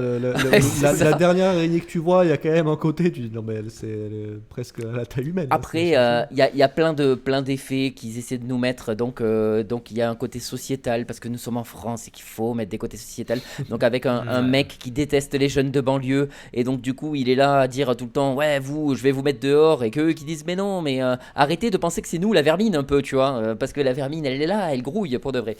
Il y a ce côté un petit peu, tu fais, oui, bah allez, c'est français, évidemment, il faut faire ça. Montrer que les jeunes de banlieue, c'est pas des cons. Malgré le fait que le héros est un petit connard, hein. Il est insupportable. C'est vraiment, enfin, tu as envie de dire, mais tu mérites un petit peu tout ce qui arrive. Enfin, t'es un con en fait. Tu penses qu'à ta gueule, on dirait des gens que je connais. Mais le truc, c'est que je me disais, mais vraiment, pendant tout le long, le héros est antipathique au possible. Après, j'étais content de voir Jérôme Niel dans ce genre de rôle. Bon, il joue du Jérôme Niel, hein, mais franchement, il est mignon. Tu vois, il a un petit côté choupinou dans le truc qui lui va bien. Bah, il joue un peu le teubé. C'est du quand même groupe. bien dosé parce qu'il joue. Il joue Oui. le côté un peu. Il a un peu ce côté sidekick, mais quand même bien dosé parce qu'il y a les sidekicks Ouais. qui peuvent très vite être C'est très ça. relous. Ouais. Lui, ça va. Il sort quelques Bah, vannes ça parce va. que c'est Jérôme Niel, mais C'est ça ça. passe. Ils sont pas trop lourds, les acteurs sont plutôt convaincants, je trouve. C'est vraiment des gens qui jouent des jeunes de banlieue et je trouve qu'ils sont tous plutôt bons. J'ai toujours, il y a aucun mec où je me dis oh mon dieu quel talent. Mais franchement, je les trouve tous plutôt bien dans tout ce qu'ils font. Ensuite, j'ai beaucoup aimé une scène, précisément, elle est un peu faite exprès pour être un peu plus iconique ou quoi que ce soit, mais c'est la scène où ils doivent traverser le couloir entièrement Ouais. pleine d'araignées. Et déjà, rien que le premier effet, ils font un effet de la caméra qui tournoie tout le long pour montrer la longueur du couloir, et ça fait un effet très esthétique. Et cette recherche esthétique aussi, qui est très intéressante pour un premier film, tu sens qu'il a pas eu le truc d'en faire plein non plus ou quoi que ce soit, mais il y a de la recherche, un truc de je vais vous montrer avec mon premier film que je vais pouvoir faire quelque chose. Et en plus ça a marché parce qu'il va être réalisateur du prochain Evil Dead. Ouais. Donc le Ah gars ouais. il a quand même il a montré qu'il savait faire un film d'horreur au point qu'on lui dit le prochain Evil Dead c'est pour toi. Donc c'est bien, c'est très très bien. Sachant qu'il reste en Mais, équipe avec Florent Bernard et que du coup, je crois que c'est Florent Bernard Ouais, du coup, c'est qui ça. écrit le scénario du prochain Evil Dead, ce qui est quand même. What the fuck. Ouais, carrément. Putain, mais c'est fou. Passer de Studio Bagel et de Suricat à ça. C'est ça. c'est fou. Franchement, je suis trop content pour lui. en vrai. Grave. Et voilà, et tout ça pour dire que moi j'ai passé un très très bon moment devant ce film, malgré la fin que je trouve un peu moins bonne, mais je pense que je suis un bon 8 sur 10. Voilà, parce que ça m'a vraiment viscéralement fait du mal et j'ai aimé ça. Voilà, c'était vraiment très agréable. Ça faisait longtemps que je ne criais pas autant sur ma télé, quoi. Donc, J'ai des goûts particuliers.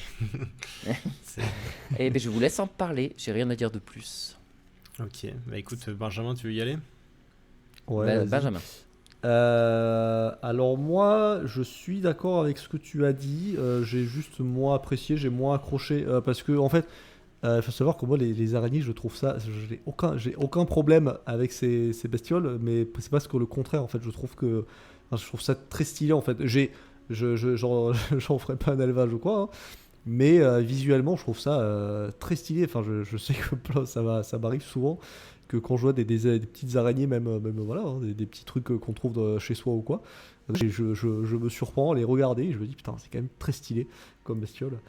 Et c'est pour ça que bon, déjà moi je pars avec ce truc de pas forcément avoir peur ou quoi. Là où Anaconda c'est un peu plus compliqué, même si là c'est Mais c'est ce que je disais, mais moi non plus, j'ai absolument pas peur des araignées de Ouais, base. ouais. Mais non, mais ouais, alors du coup, je suis d'accord, moi, avec. Tu parlais du côté, ça marche de moins en moins, le film. Et c'est ça, en fait. C'est-à-dire qu'au début, j'étais assez dedans et tout. Et je sais qu'il y a je sais pas si c'est à la moitié ou quoi, mais en fait, il y a ce côté. Ok, t'as posé tes personnages, t'as posé l'histoire, ça part en sucette et tout, ça y a pas de souci. Et plus ça va, plus ça part en sucette et plus t'es dedans. Mais il y a un moment, en fait, où t'arrives un peu au maximum de l'invasion et tout. Et après, il leur reste juste que la survie. Et il y a un moment où j'ai l'impression qu'il y a moins d'évolution. Et je sais qu'il y a ce moment où je me suis dit, ok, et après, genre, ça va où, tu vois? Parce que là, voilà, juste, j'ai un peu décroché en fait à un moment. Mais c'est voilà, je dis ça, mais c'est arrivé quand même relativement vers la fin. C'est pour ça que je parle du milieu, mais c'est plus peut-être deuxième tiers, un truc comme ça. Troisième tiers pour le coup. Bref, mais ouais, après sinon, c'est vrai que j'ai aussi un problème avec le personnage principal. À qui on est censé un peu s'attacher parce que c'est un peu le personnage principal, sauf que non, pas du tout. Enfin, presque. Bah, t'es du côté de son, c'est quoi, c'est son cousin ou le mec de sa sœur, je sais plus. Son meilleur ami, enfin son ancien meilleur ami, ouais, mais. Oui, c'est ça. Mais lui, pendant tout le long, t'es de son côté à lui en fait. Je t'ai dit, mais il a raison en fait. Oui, Prends tes responsabilités, espèce de petit con. Et non, mais c'est vrai qu'en vrai, il y a plein de personnages secondaires qui sont cool, et il y a lui, quoi, qui est le personnage principal. Parce que même en vrai, Jérôme Niel, je suis plus attaché à lui qu'au personnage principal. Parce que le personnage principal, il envoie chier tout le monde, il est désagréable avec tout le monde, c'est un connard avec tout le monde. Il prend des décisions de merde parce que oui, on a beau dire ce qu'on veut, tout le film, c'est sa faute en fait, et du coup le film pourrait s'arrêter à partir du moment où il achète pas cette putain d'araignée, où il fait pas n'importe quoi. Et bon, ça à la limite, voilà, tu te dis, c'est con ce que je dis parce que s'il y a pas ça, il y a pas de film. Mais je veux dire, tout le reste après, il y a plein de trucs où tu le vois faire des trucs et tu dis, mais tu es en train de faire de la merde. Et la scène d'après, c'est genre l'invasion, et tu fais, bah oui, en même temps, t'as fait de la merde, quoi. S'il y avait ce côté tu fais de la merde, mais il y a un côté un peu rédemption parce que t'essayes de te racheter un peu et tout, mais il tente sauf à que la non, fin, il y a pas ça, il tente à la fin de se racheter, mais bon, c'est pas. Ouais, mais à la fin, pareil, je trouve que ça part presque trop dans le. Enfin, il passe de je suis un con avec tout le monde, et à la fin, il y a ce côté je pleure en disant oh, je suis une grosse merde. Et oui. Donc, Mais voilà. le plan de fin est sympa quand même aussi, où il arrive dans une forêt et il trouve une araignée, mais il n'a pas la haine des araignées ou quoi que ce soit. Il aime toujours ces bestioles-là, il la prend dans sa main, il la repose et tout. Et ça, c'est bien aussi que, tu sais, il y a un côté de. Ok, on s'est fait attaquer par des araignées, mais je ne stigmatise pas. Là aussi, je sens qu'il y a un truc sociétal, mais je ne stigmatise pas toutes les araignées parce qu'il y en avait des mauvaises, tu vois. Mais voilà.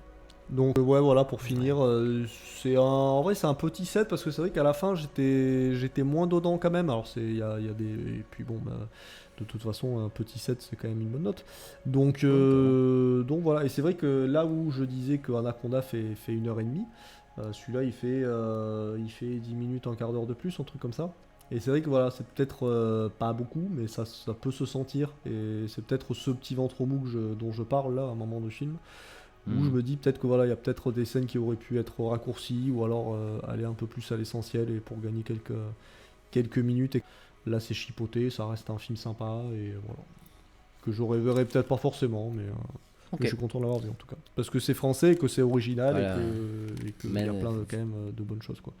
Et alors, vu que c'est le thème de Guillaume, c'est surtout à toi qu'il faut plaire. Et bien sûr, j'ai très très peur. Donc, écoute, c'est vrai que le gros avantage du film, c'est exactement ce qu'a dit Benjamin pour terminer. Hein, je commencerai par ça donc. C'est que c'est un film français qui ose quelque chose, qui ne parle pas justement. Alors, évidemment, du coup, comme c'est un film français, ça parle de petits messages politiques et sociétaux cachés comme ça. Enfin, cachés plus ou moins. Hein.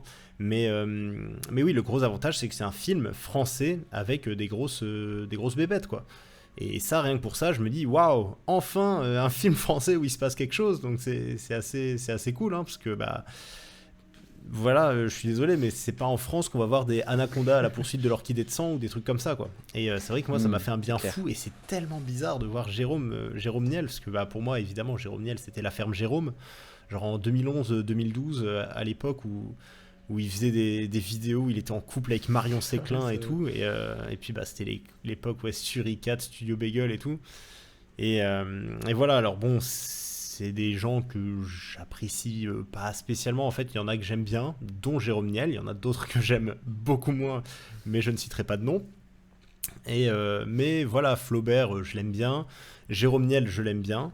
Et c'est vrai que c'est cool. Pour moi, c'est peut-être un des plus convaincants, Jérôme Niel, dans ce côté un peu simplé, mais qui en même temps marche bien, parce qu'il en fait pas des caisses. Et ça, je trouve ça bien dans un film français, que les personnages n'en fassent pas des caisses.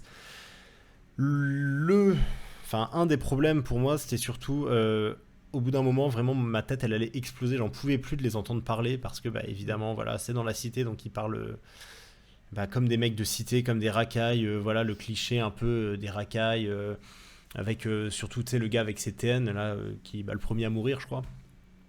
Et du coup c'est un peu le cliché de la racaille comme dit là le voisin. Alors enfin ce sont pas des, je sais pas comment dire, c'est pas des racailles tous, mais ce que je veux dire c'est l'accent vraiment ouais de cité, genre wesh lâche-moi toi putain, ouais tu sais qui parle super mal, et en fait c'est juste déprimant en fait d'entendre ça et de voir les relations. Alors je suis tout à fait d'accord, moi le héros il m'a rendu fou, vraiment j'avais zéro empathie pour lui.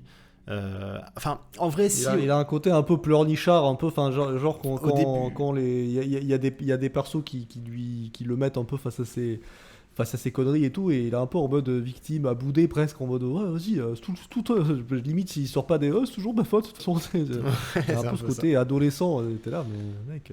Ça au début ça allait. Je trouve qu'il a une tête un peu bizarre, mais j'aime bien sa tête au héros. Alors je sais pas comment s'appelle l'acteur, mais vraiment j'aimais bien, ça allait. Mais c'est vrai que en fait au bout d'un moment, genre voilà, il achète l'araignée, donc tu sais déjà il supplie le gars de le laisser avoir accès à l'arrière de sa boutique. Après, il arrive devant sa barre d'immeuble et puis il aide la concierge. Donc voilà, bon, tu sens, voilà, c'est un bon gars, sympa et tout. Mais très vite, dès que ça commence un peu dès qu'il rentre chez lui, en fait, et comment il parle c'est sa sœur, je crois. Tu te dis, putain, mais c'est quoi ces relations de merde, en fait. Et pendant tout le film, c'est ça. Et pareil, moi, c'est un truc qui m'exaspère, c'est... Dans les films comme ça, quand on essaie de te mettre de l'émotion, enfin t'es là genre, à la limite s'il y en a un qui meurt dans les bras de l'autre, bon pourquoi pas, mais tu sais l'émotion à la fin où ils sont dans la voiture et il est là genre, je sais que tu t'en fous pas que maman elle soit morte ou je sais pas trop quoi, et t'es là genre mais putain vous êtes attaqué par des araignées. J'avais oublié toute cette histoire. Voilà, il y a tout le délire avec la mort de la mère du héros et de sa sœur, et enfin t'es là, je m'en fous, arrêtez de me faire, et voilà, l'arc de ce personnage est terminé parce que ils se sont excusés, ils se sont expliqués, c'est pour ça qu'ils s'embrouillaient depuis le début, et je sais pas, moi ça m'énerve, genre soyez réaliste. Est-ce que, enfin moi il y a des araignées qui m'attaquent, j'entends ma sœur commencer à me dire tu sais depuis la mort de papa, et je vais faire mais ta gueule, il y a des araignées dehors. Tu vois, enfin je sais pas, je trouve ça toujours un peu chiant, et moi ça me sort complètement de la scène quoi, parce que alors comme vous, petit à petit, enfin j'ai de moins en moins cru en fait, parce que au début t'es un peu à fond, t'es là ça grouille, c'est dégueulasse, qu'est-ce qui va arriver, puis à la fin ça devient un peu n'importe quoi, donc j'ai un peu décroché. Mais c'est vrai que le plan est pas mal où... Ah oui, il meurt, Jérôme Niel, Matisse, je crois il s'appelle dans le film, où il saute sur un des flics dans la porte noire, et il regarde, et t'as toutes les araignées qui commencent à sortir. Alors moi je m'attendais vraiment à ce qu'il y ait Aragog qui sorte de la porte, je m'attendais pas à plein d'araignées, je m'attendais vraiment à une énorme araignée qui défonce les murs et qui défonce tout le monde. Et qu'est-ce que je voulais dire ? C'est intéressant, j'ai commencé cette phrase, mais je ne sais plus comment la terminer. J'en profite juste le temps que tu retrouves. L'acteur c'est Théo Christine, et je l'ai vu au cinéma en 2021 puisqu'il joue dans Suprême, qui est une espèce de biopic sur NTM. Donc il a joué Joe Star dans ce film. Voilà. Et je l'avais pas reconnu, mais du coup je viens de le voir. Et du coup oui, j'ai retrouvé ce que je voulais dire. Oui, le coup de la porte, moi j'ai trouvé ça vraiment stylé. Tu vois, bon, c'est un peu cliché, la porte ouverte, ça m'a fait penser à La Nonne, avec la porte ouverte, et puis t'es là, qu'est-ce qui se cache derrière, et toutes les araignées qui sortent, enfin toute cette scène, j'ai trouvé vraiment pas mal.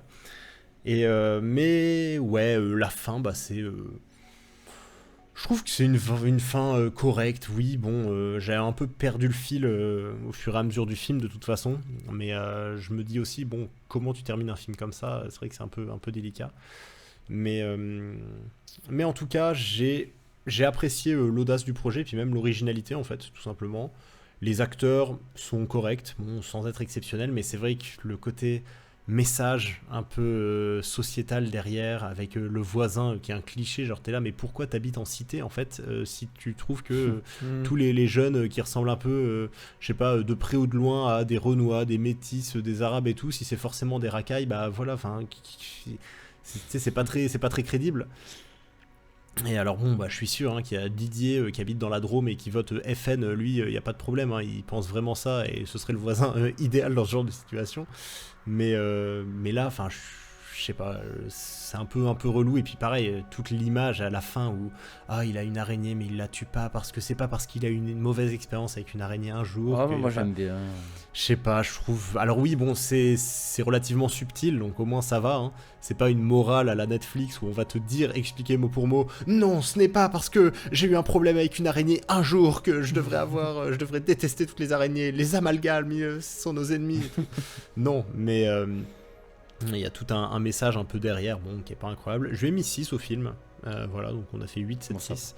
Mais ça va, franchement, j'ai passé un bon moment. C'est vrai qu'il y a des bonnes idées, voilà, de mise en scène, notamment le plan dans le couloir. Après, c'est vrai que bon, les personnages, j'ai eu beaucoup de mal à m'attacher à eux. Hein. Je m'en foutais un peu quand ils mouraient, là, quand Jordi, là, son pote, il meurt. Je suis là, bon, ok, avec sa meuf qui hurle à la mort après. Tout ça, bon, ça allait. Alors j'ai reconnu l'actrice là qui joue dans Les Trois Frères, Le Retour. Qui joue Waouh. Ah ouais. Ouais. Ah, Et oui, c'est je sais plus, je crois que c'est la fille d'un des Trois Frères, non, un truc comme ça, ou la fille, ouais, je sais plus. Bon bref, c'est la jeune qui est dans Les Trois Frères, Le Retour. Donc ouais, pareil, je l'ai reconnue et puis bah voilà. Et puis c'est vrai que c'est marrant en fait juste de voir un film comme ça en mode rec, parce que clairement moi le film m'a beaucoup fait penser à Rec. Le côté, il y a un bordel, il y a un problème dans une situation comme ça, on appelle les flics, ils mettent en quarantaine l'immeuble et puis qu'ils laissent pas les gens sortir, enfin vraiment c'est littéralement Rec. Et pareil, voir les arènes de Picasso, ouais, de Noisy dans un film comme ça, c'est toujours marrant. D'ailleurs, oui, juste à côté, il y a les espaces Achaxas, un truc comme ça. Et c'est un endroit à Noisy-le-Grand, hein, c'est vraiment genre à 500 mètres, je crois, de là. Et c'est là qu'ils ont tourné Hunger Games à un moment aussi. Donc c'est très drôle de se dire qu'il y a genre Hunger Games qui a été tourné à Noisy-le-Grand. Pour moi, c'est le multiverse. Mais en tout cas, voilà, c'était quand même un bon film. Et j'ai trouvé que ouais, il y avait aussi, il m'a un peu fait penser, alors c'est bizarre, hein, mais à Brain Dead aussi, dans la construction. Genre au début, le côté, ouais, on chasse des animaux, parce que ça commence par des mecs dans le désert qui capturent les araignées. Et il y en a notamment un qui se fait bouffer et qui se fait abattre. Ça m'a fait penser au début de Brain Dead, où il chasse le singe de Sumatra ou je sais pas trop quoi. Et il y en a un qui se fait mordre, il se fait couper le bras, après la tête, etc. Ouais, mais quand tu y penses, maintenant, c'est souvent comme ça que ça commence, les films. L'Exorciste. Je crois que l'Exorciste, le démon, ils vont le libérer dans le désert ou je sais pas quoi. Il y a un truc comme ça aussi. Hein. Le début se commence dans le désert et... je sais pas s'il n'y a pas une histoire comme ça dans l'Exorciste. Hein. T'es sûr que c'est pas dans La Malédiction, plutôt ? Non, parce que j'ai jamais vu. Ah, ok. Dans l'Exorciste, oui, il y a un délire d'un truc qui vient dans le désert. Après, est-ce que ça commence comme ça ? Je sais pas. Ou alors c'est un flashback. Mais je crois que c'est ça. Hein. Ouais, je crois que c'est le début du film. En gros, on comprend que le démon est réveillé là-bas, quoi. Mais c'est vrai que c'est aussi des trucs qui peuvent être sympas des fois. C'est que par rapport à Anaconda, où c'est les humains qui vont sur le terrain hostile de l'animal en question qui va être le prédateur. Là, on amène un prédateur dans un lieu où à la base il n'est pas censé y avoir ce genre de... Mais ça joue exactement aussi comme dans Jurassic Park 2. Ah, ouais. Exactement. Oui, c'est vrai. beau ce que tu dis, c'est vrai. Ou dans Jurassic World Dominion, ce chef-d'œuvre du cinéma. Je l'ai pas vu celui-là. Bah t'as bien fait. C'est pareil, ils font venir un dinosaure dans la ville aussi. Non, c'est que les dinosaures vivent partout sur Terre et ça devient nos animaux de compagnie, des trucs comme ça. Voilà. Ah oui. Donc ouais, tu devrais le regarder, ça pourrait être marrant. Mais oui, et puis du coup, tout ce délire des araignées, j'ai vraiment bien aimé. Et alors c'est vrai que voilà, moi non plus, je m'en fous. Enfin, c'est vrai que quand je vois une putain d'araignée sur mon mur, j'ai toujours un peu le ouah, parce que je m'y attends pas. Mais voilà, soit je la prends à la main, soit voilà, je prends un papier ou un truc comme ça et je la fous dehors. J'évite de trop les écraser. Mais oui, enfin, c'est pas un truc qui me fait spécialement peur, mais c'est vrai que dans ce film-là, c'est le côté grouille. Genre, je sais pas comment on dit, grouillage, grouillement, je sais pas. Mais ça grouille de partout, et puis quand ils sortent des cadavres et tout, et puis même la grosse araignée, en fait, qui est divisée en plein de petites araignées, enfin, c'est... je sais que c'est un truc que certaines araignées font vraiment, ça, mais ça fait vraiment bader. Et ça, pour le coup, c'est bien réussi. Et oui, pour revenir sur ça, c'est vrai que ça donne de la crédibilité au film, le fait que on comprenne d'où vient l'araignée. C'est pas genre le gars qui va chez son dealer d'objets rares ou je sais pas trop quoi, et qui tombe sur une araignée random, oh là là, en mode film d'horreur des années 70, tu vois. Non, là au début tu vois que c'est des mecs qui chassent ça pour se faire de l'argent dans le désert au péril de leur vie, et puis il y en a une qui finit par être ramenée en France, quoi. Donc voilà, en tout cas, ouais, c'était un film, j'étais assez agréablement surpris quand j'ai vu que c'était un film français qui avait Jérôme Niel dedans. J'ai fait ouf.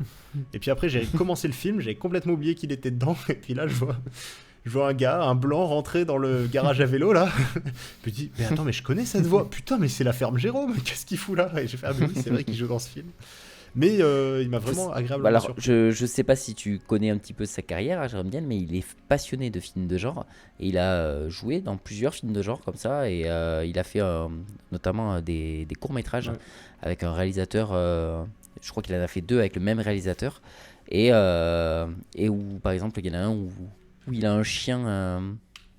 C'est quoi? Il y a quelqu'un. Chien, je crois, le titre.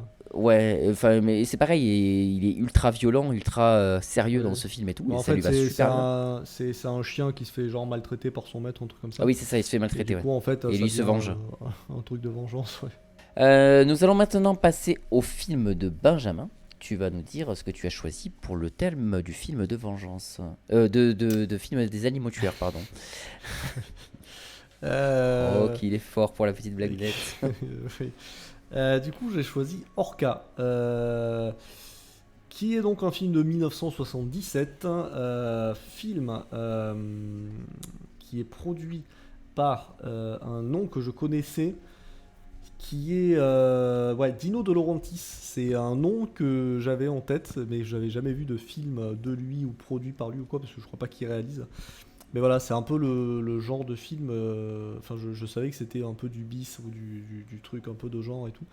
Et voilà, du coup, j'étais content de voir un film avec je pouvais mettre un nom dessus.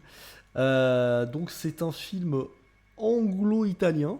Donc, qui parle d'un. Donc, oui, le titre original, c'est Orca : The Killer Whale. Donc apparemment, ouais, en anglais, Tu l'as vu en anglais ou pas? Je l'ai vu Le film. en anglais, ouais. Alors j'ai commencé à le regarder en VO sous-titré anglais. Et en fait, il y a eu au début, il y a un peu côté science, enfin où la meuf elle est spécialisée, donc elle parle un peu de choses un peu techniques. Et je me suis dit, je suis pas sûr que ce soit, j'ai peut-être pas le niveau. Du coup, j'ai mis les sous-titres français. Non, je demandais ça parce que c'est exactement ce ce qu'elle dit. En fait, c'est comme ça qu'ils appellent les orques. Je savais pas. C'est que nous on a le nom latin et elle explique que le nom latin c'est Orca. Après, plus jamais ils disent le nom Orca à part quand ils expliquent ça parce qu'ils disent tout le temps The Whale en suivant. Mais c'est vrai que nous en France on a gardé le nom latin. Nous. Ouais, c'est ça.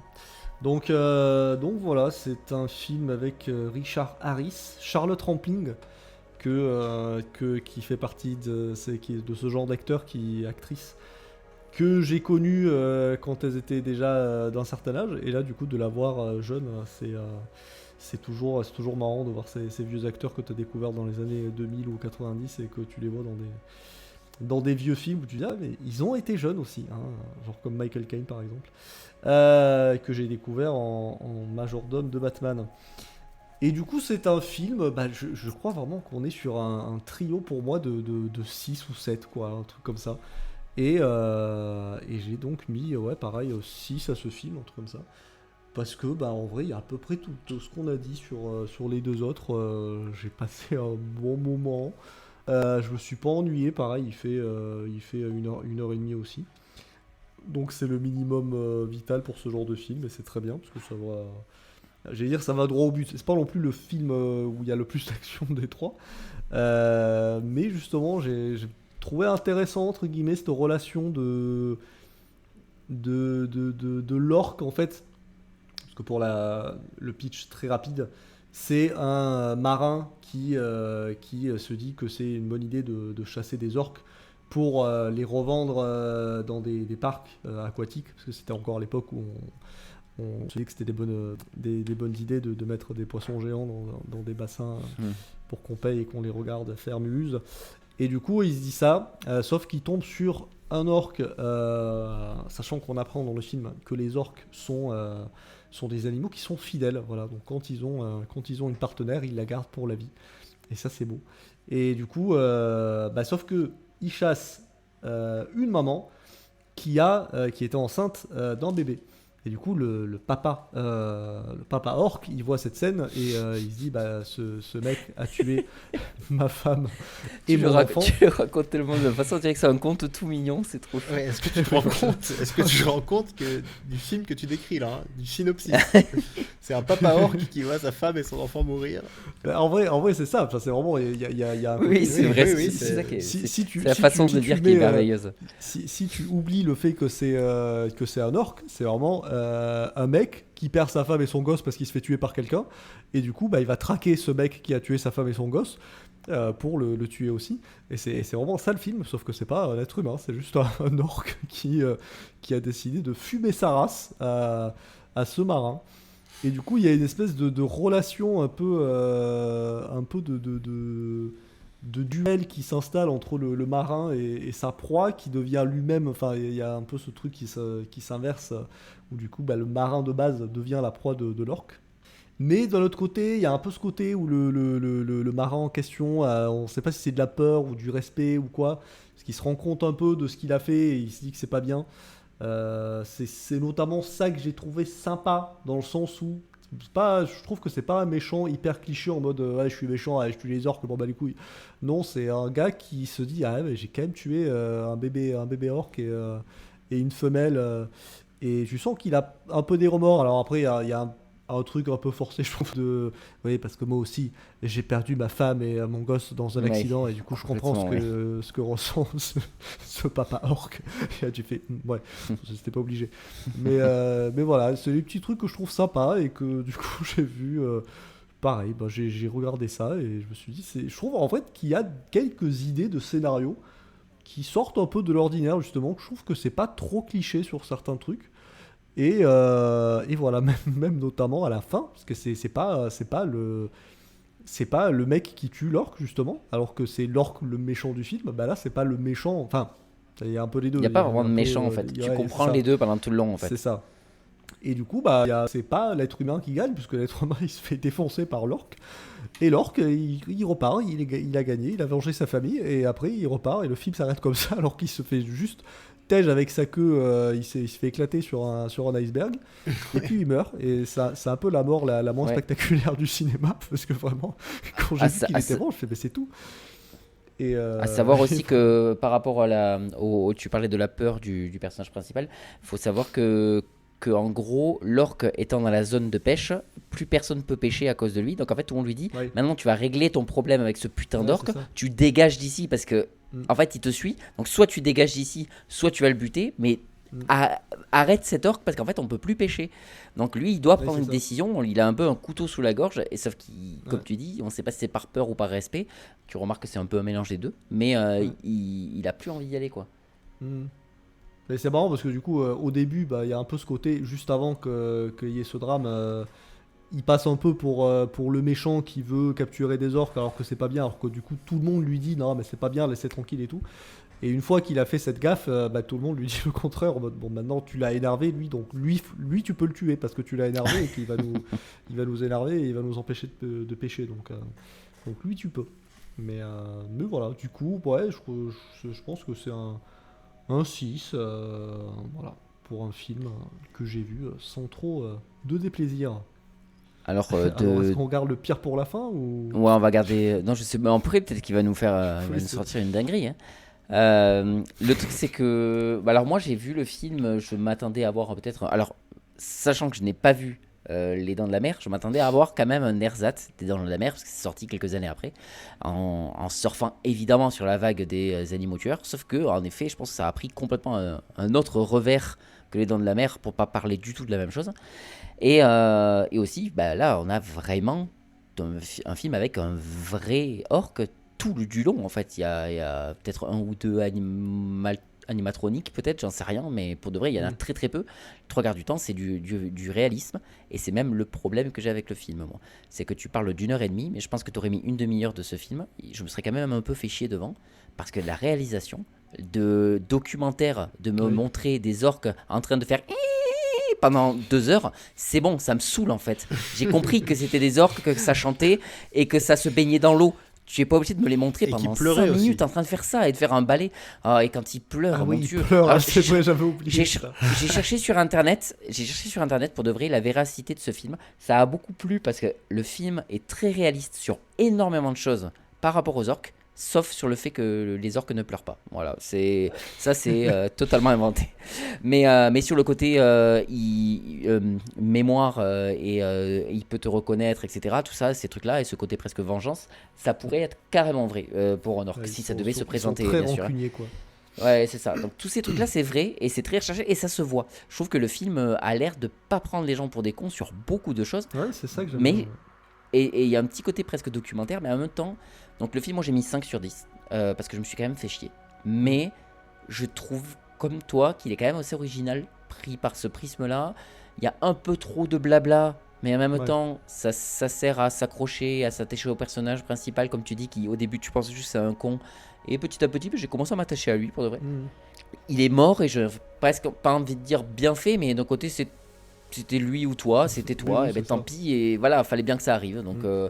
franchement, je trouve que voilà, il y a eu un. Bah, c'est ça, en un fait, crédit le pour un film rendu. installe vraiment un côté duel. Il y a pas de, comme tu dis, il n'y a pas Ouais. de méchant, il n'y a pas de. Il y a pas Et de, alors, Et il tu y as a vu pas qui de c'est gars qui où fait la tu te musique? dis. Oui, Ennio Morricone. C'est oui, Ennio vrai, Morricone j'ai- dans un j'ai- truc avec ouais. un duel et tout, et je trouve que c'est Quoi? pas étonnant Ouais. du tout. Et ça m'a. Et en fait, moi, je l'ai vu en cherchant sur internet parce que j'ai trouvé la musique magnifique en fait. Je fais qu'est-ce qu'elle est belle cette musique.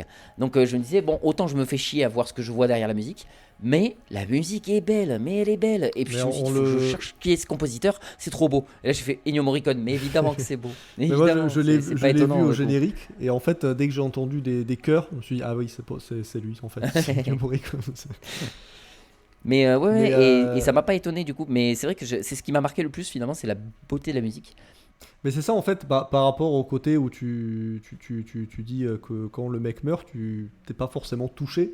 Ben, le film est relativement bien écrit, entre guillemets, mais dans le sens où, ouais, je trouve qu'il arrive à doser ces deux personnages en mode, bah, il y en a pas un qui est meilleur que l'autre, et du coup, bah, il n'y a pas de gentil et de méchant, donc bah, forcément, quand il y en a un qui meurt, bah, tu te dis, bah oui, alors c'est pas le méchant, c'est pas le gentil, et du coup, bah, ça aurait été l'orque qui serait mort aussi, bah, tu t'aurais été un peu dans le même truc de, bah oui, comme tu as dit, c'était soit l'un soit l'autre, quoi.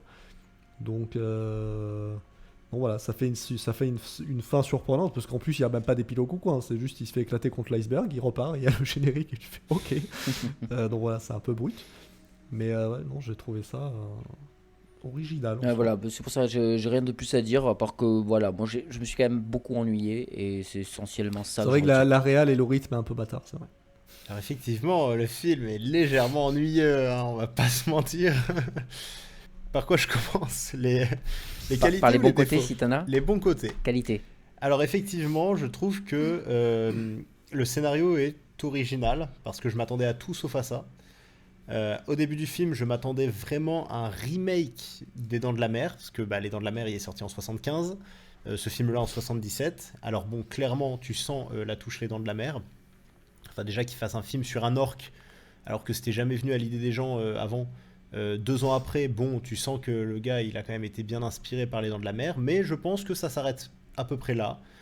Il y a quelques scènes, voilà, où tu te dis, oui, bon, bah voilà, ça fait penser aux Dents de la Mer, notamment la scène où la meuf, là, se fait bouffer la jambe, qui est interprétée par Bo Derek, mais ça, on y reviendra.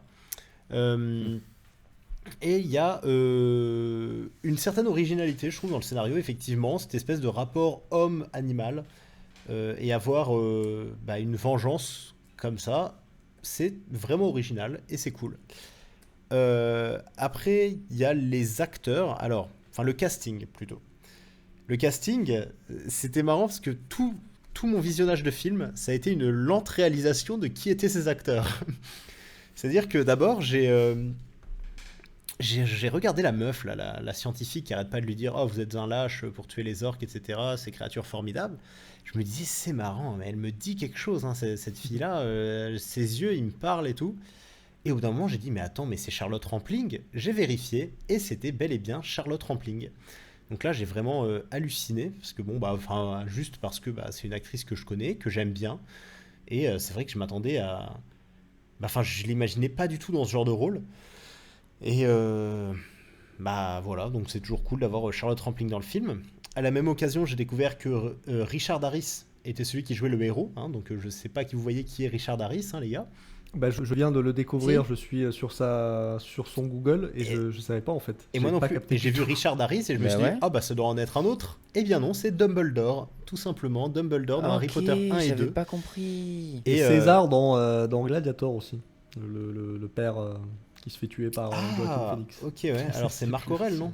C'est César ou Marc Aurèle? Ouais, c'est ça. Oui, c'est ça Marc Aurèle. Et enfin, à la toute fin, j'ai découvert Baudérec au générique, qui jouait du coup celle qui se fait Annie, là, qui se fait bouffer la jambe par le Lorque. Et alors Baudérec, voilà, bon, petit fun fact, hein, c'est une meuf qui a joué dans un film qui s'appelle Boléro, qui est une sorte de film pseudo-érotique trop bizarre, où c'est une jeune héritière d'une grosse fortune qui a de la vingtaine et qui se barre à travers le monde pour perdre sa virginité. Donc c'est une espèce de film érotique un peu chelou. Et elle va se faire passer pour... Enfin non, il y a une histoire de corrida où elle va devenir torera, c'est ça? Genre elle va affronter des taureaux, enfin c'est n'importe quoi. Et c'est un film qui a été une catastrophe évidemment quand il est sorti. Et qui a été un des premiers films récompensés aux Radio Awards. Donc voilà, c'était... Et elle joue dans Sharknado 3. Voilà. Évidemment, voilà. Donc, somme toute, une belle carrière, hein, vraiment entre ça, Boléro, donc le film là, de Torera érotique, Sharknado et Orca, bah dis donc, quoi, c'est une belle filmographie. Et moi, je connaissais le nom Baudérec dans le Dîner de con, où il a fait un Derrick en allumette et il dit on l'a appelé Baudéric par rapport à l'actrice Baudéric. Il fait Baudéric et il est mort de rire. Voilà. C'est ça, Baudéric, ouais, ça me parlait, mais je savais pas du tout d'où ça venait. Je me souvenais pas du tout qu'ils en parlaient dans le Dîner de con. Et enfin, je dirais que malgré tout, il y a une certaine ambiance dans le film, notamment liée à la musique. Alors je savais pas du tout que c'était Ennio Morricone. J'ai pas trouvé la musique exceptionnelle, mais je trouve que, comme souvent avec Ennio Morricone, elle épouse parfaitement les images en fait. Et ça crée une ambiance entre le film et la musique. Il y a un petit quelque chose. Bon, la musique, voilà, Ennio Morricone, il a fait bien mieux, je trouve. Mais c'est vrai que je me souviens que la musique était pas mal et elle servait bien les images. Voilà, c'est à peu près tout pour les avantages. Et en vrai, j'ai pas tant de défauts. C'est déjà pas mal, je m'attendais à pire. Non, mais voilà. Après, ça pèse pas lourd dans la balance, je vais pas te mentir. Mais le problème, après, c'est... je pense qu'il y a un défaut majeur. C'est que ce film est interminable. Il est chiant à crever et qu'il se passe rien. Alors je pense que j'ai souffert du fait de m'attendre à un film un peu débile bas du front, où c'est un orque qui démembre des gens pendant tout le film. Mais c'est vrai que en fait, le fait de tomber sur une espèce de thriller psychologique entre un homme et un orque, cette espèce de Moby Dick inversé, là, c'est un Moby Dick inversé, ce film. J'étais en train d'y penser aussi à ce côté-là, mais comme tu dis, on aurait pu s'attendre à beaucoup plus de violence et de sang et ouais. Enfin, bon, il y a quand même une meuf qui perd ses 2 jambes dans le film, mais encore c'est pas le film est jamais gore, quoi. Je veux dire, à la limite, la scène la plus gore, c'est quand la femelle elle accouche du bébé et que du coup, voilà, il y a un peu de sang. Je veux dire, mais même les morts, que genre il y a des, je sais qu'il y a un moment, il y a un marin du bateau là qui tombe à l'eau. Et genre, presque tu comprends qu'il meurt parce qu'il y a l'orque qui passe pas loin, mais tu vois presque pas son cadavre. Enfin, c'est toujours très très subtil, même à ce niveau-là. Et du coup, mais c'est pas subtil, c'est que tu vois rien. Genre le vieux là, quand il monte sur le mât pour décrocher ce qui était coincé ou je sais pas trop quoi, et qui se fait bouffer comme une merde par l'orque. Mais et puis même, il y a pas d'impact quand les personnages meurent. Et en fait, juste, ouais, les personnages sont chiants, les acteurs sont vraiment pas incroyables. Le héros là a gueulé genre non, je ne suis pas lâche, toute cette espèce de relation qu'il a avec Charlotte Rampling, c'est je sais pas, t'y crois pas, t'es là genre au pire vous parlez pas, et puis ça règle le problème, et tu sens qu'ils essayent de justifier le fait que le gars, évidemment, s'il est sur Terre, il a plus aucun problème avec l'orque en fait, parce que il lui échappe. Enfin, l'orque, il va pas se mettre à marcher sur ses nageoires pour venir lui niquer sa race sur l'île. Donc forcément, c'est à lui d'aller sur l'eau, et il justifie ça par les poissons, ils viennent plus, il faut que tu retournes dessus et que tu affrontes cet orque. Enfin, je sais pas, non, au pire, il y a d'autres pêcheurs qui y vont et qui explosent l'orque. Enfin bon, bref. Mais oui, enfin, le gros problème du film, c'est que c'est lent et il ne se passe rien. Il y a cette espèce de rapport duel, de cette dualité un peu bizarre entre les deux qu'ils essayent de te faire ressentir, mais pour moi ça a pas du tout marché. J'ai trouvé ça nul, genre le gars qui marche au bord de l'eau la nuit et qui regarde vers l'eau et t'as l'orque qui sort sa tête et qui le regarde et les gros plans sur l'œil de l'orque en train de pleurer, t'es là oh là là mais nique-toi en fait. Vraiment c'est... Il y a un autre œil de l'orque, c'est quand à un moment il y a un gros zoom pareil dans je crois que l'orque est un peu au loin. Du coup, il y a un gros zoom sur son œil et tu vois tu vois le reflet du mec au loin et genre il y a vraiment ça fait un effet miroir avec son œil. Ah, je pensais que c'était ce moment-là justement. Ah oui, je crois que c'était à ce moment-là où tu vois avec la lune derrière et tout.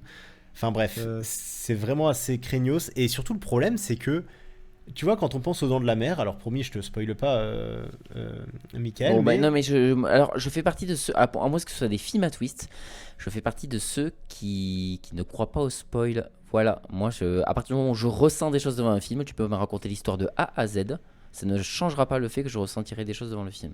Voilà, c'est pas le scénario pour moi qui est le plus important dans un film. Bon, il n'y a pas énormément de morts dans le premier Les Dents de la Mer, mais quand il y en a une, elle est vraiment choquante. Vraiment, je pense à toutes les morts qu'il y a dans le film, honnêtement, elles sont toutes vraiment, vraiment choquantes. Là, je m'en bats les couilles, c'est tellement pas impressionnant, genre l'espèce de chef indien, là, je sais pas trop quoi, qui est sur le bateau, qui se fait juste écrabouiller comme une merde par un iceberg qui se casse en deux, là. Des débris, oh là, pardon, j'ai fait un AVC. Mais là, quand il y a l'iceberg qui s'effrite et il se prend des plaques de glace sur la gueule, il se fait broyer comme une merde et t'as le vieux plan sur la main ouverte avec du sang. Enfin, c'est nul, vraiment. Je n'ai rien ressenti en fait devant ce film et même la dualité, je trouve qu'elle marche pas. À la fin, le héros, il se fait exploser comme une énorme merde contre l'iceberg. Vraiment, c'est pitoyable. Et juste, ouais, enfin, c'est un film chiant en fait, mais vraiment profondément chiant, je trouve. Il y a très peu de moments où tu je sais pas, tu ressens un truc genre de l'action et tout. Et ouais, c'est un film chiant. Et Dieu sait que j'en ai vu des films où il se passe pas grand chose, mais à chaque fois, je sais pas, il y a une ambiance, une émotion qui passe. Et du coup, le côté chiant, il se fait pas ressentir. Mais alors là, vraiment, c'était d'une longueur, mais j'en pouvais plus. Et c'est le genre de film où t'en viens à te dire, allez, je t'en supplie, je sais pas, tombe à l'eau, fais-toi bouffer, que le film se termine, quoi. Mais en vrai, je trouve que c'est intéressant le parallèle que tu as fait parce que j'ai pas du tout pensé à ça. Mais tu as parlé de thriller psychologique et c'est vrai que je trouve que, encore une fois, comme on disait, on a 3 films bien différents. Et c'est vrai que celui-là, c'est le moins spectaculaire des 3. Et là où on pourrait s'attendre à un film avec un orque qui veut tuer quelqu'un, tu te dis ça va être bien vénère, tu vois. En fait, non, c'est le plus doux. Et en fait, c'est ça, on dirait que le film ne se concentre pas du tout sur le côté spectaculaire et c'est le cas, gore et action et tout. Et du coup, c'est vrai que, ouais, mais je trouve, et c'est pour ça que ça m'a moins dérangé que vous, mais je trouve que on sent très vite que c'est assumé. Et que du coup, j'étais dans le film en me disant, c'est pas dans ce film-là que je vais voir ça. Du coup, j'accepte et du coup, c'est pour ça que moi, je suis plutôt d'accord avec toi et j'ai trouvé que c'était très original et ça m'a plu. Mais moi, pour vraiment, c'est le rythme et la réalisation que je trouve très chiante. Ça, je suis d'accord. Il y a il est plan sur justement sur des plans et tout. Et même le héros, en fait, il ne tente rien.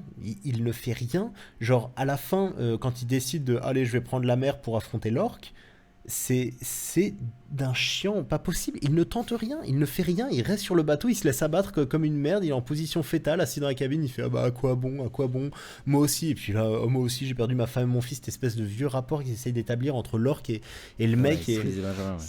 Vraiment, ça marche pas du tout. Et puis, en fait, il se passe rien, tu vois, dans Les Dents de la Mer, je sais pas. Et pourtant, je l'ai revu, Les Dents de la Mer, et c'est vrai qu'il y a un côté un peu long, tu vois. Je l'ai trouvé un peu long et lent. Mais il y a plein de moments où ils essayent de tuer le requin et ça marche. Et là, il ne fait rien, il tente même pas. Il y a juste à la fin où il tente, je crois, il lui met un harpon et il tente de lui tirer dessus au fusil, mais après, il tombe et puis, bref, c'est. T'es là, genre, t'avais 1000 occasions de le tuer avant et tu t'es dit non, mais il faut que je l'affronte seul à seul ou je sais pas trop quoi. Et c'est là que tu te mets à paniquer, à essayer de lui tirer dessus à la fin quand ton bateau il est coincé dans les icebergs. Enfin, je sais pas, c'est. Enfin, juste, c'était lent et j'étais là, genre, je ne comprends pas le but du film. Qu'est-ce qu'on veut me faire ressentir? C'est vraiment ça? Le pitch du film, c'est vraiment ça? Papa orc qui perd maman orc et bébé orc et qui se dit, ah bah je vais tuer l'humain qui a fait ça en versant une larme. Enfin, c'est quoi? C'est... Ah, vraiment, ouais, c'est nul et je trouve vraiment qu'il y a un côté vraiment gênant, mais gênant malaise, tu vois, genre, oh mon Dieu, mais il n'y a pas un réalisateur qui s'est dit que ça allait être beau d'établir cette espèce de parallèle, juste c'est cringe en fait, tu vois. Et c'est tellement... Je suis curieux d'avoir ta note quand même.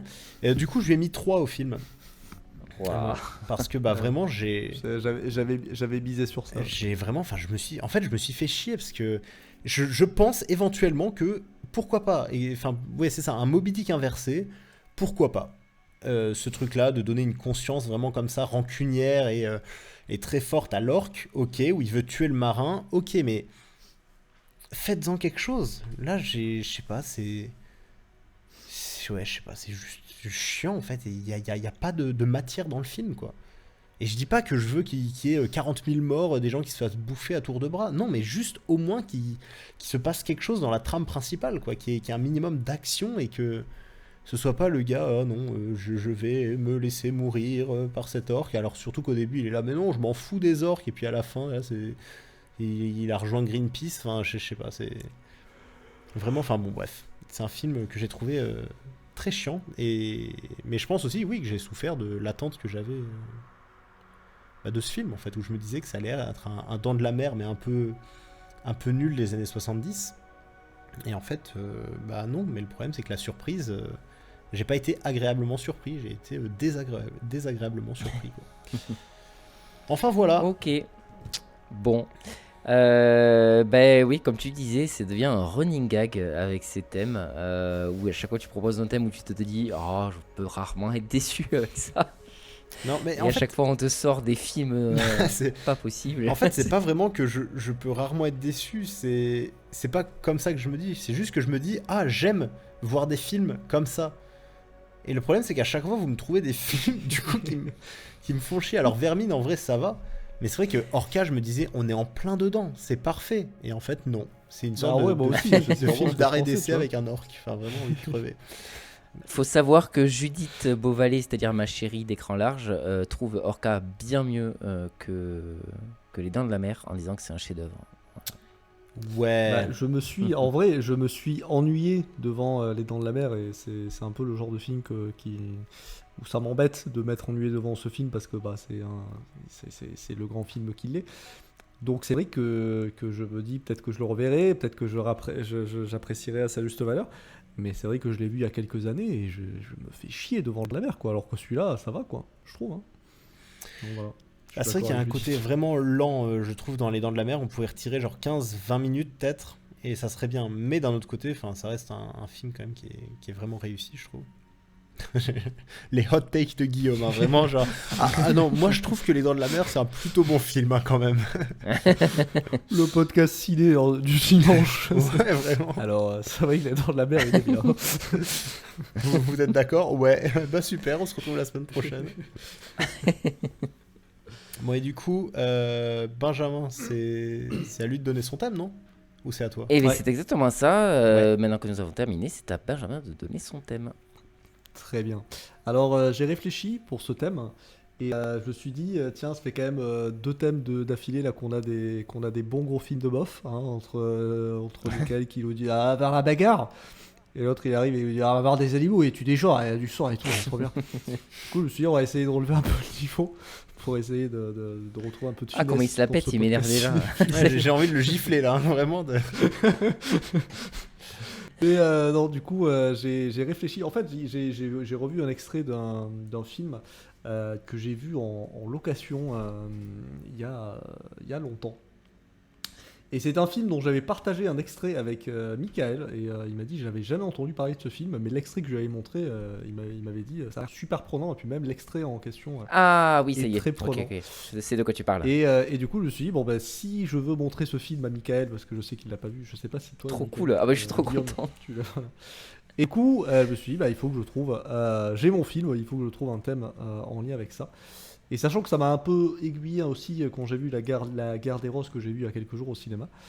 Et je me suis dit, tiens, on va trouver un film, un thème un peu social sur les relations humaines, tout ça.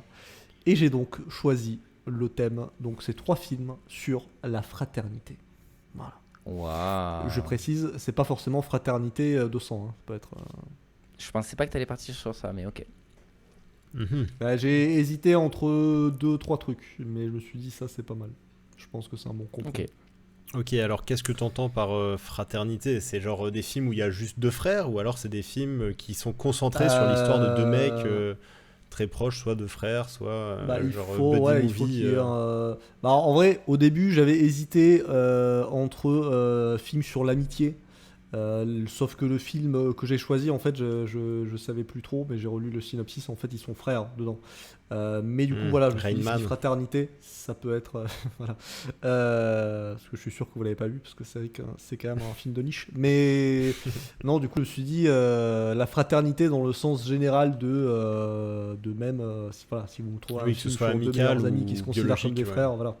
Parfait, merci beaucoup. Voilà. Je vous souhaite à tous une très bonne journée, une très bonne soirée et je vous dis à bientôt. Bisous les copains. À bientôt, ciao les gars. À bientôt, bisous, ciao. Hop. Et on n'oublie pas les cinéphiles, si ce podcast vous a plu, vous pouvez en parler autour de vous et le partager. Et pour nous soutenir, vous pouvez laisser 5 étoiles, un avis et vous abonner. Allez, la bisette.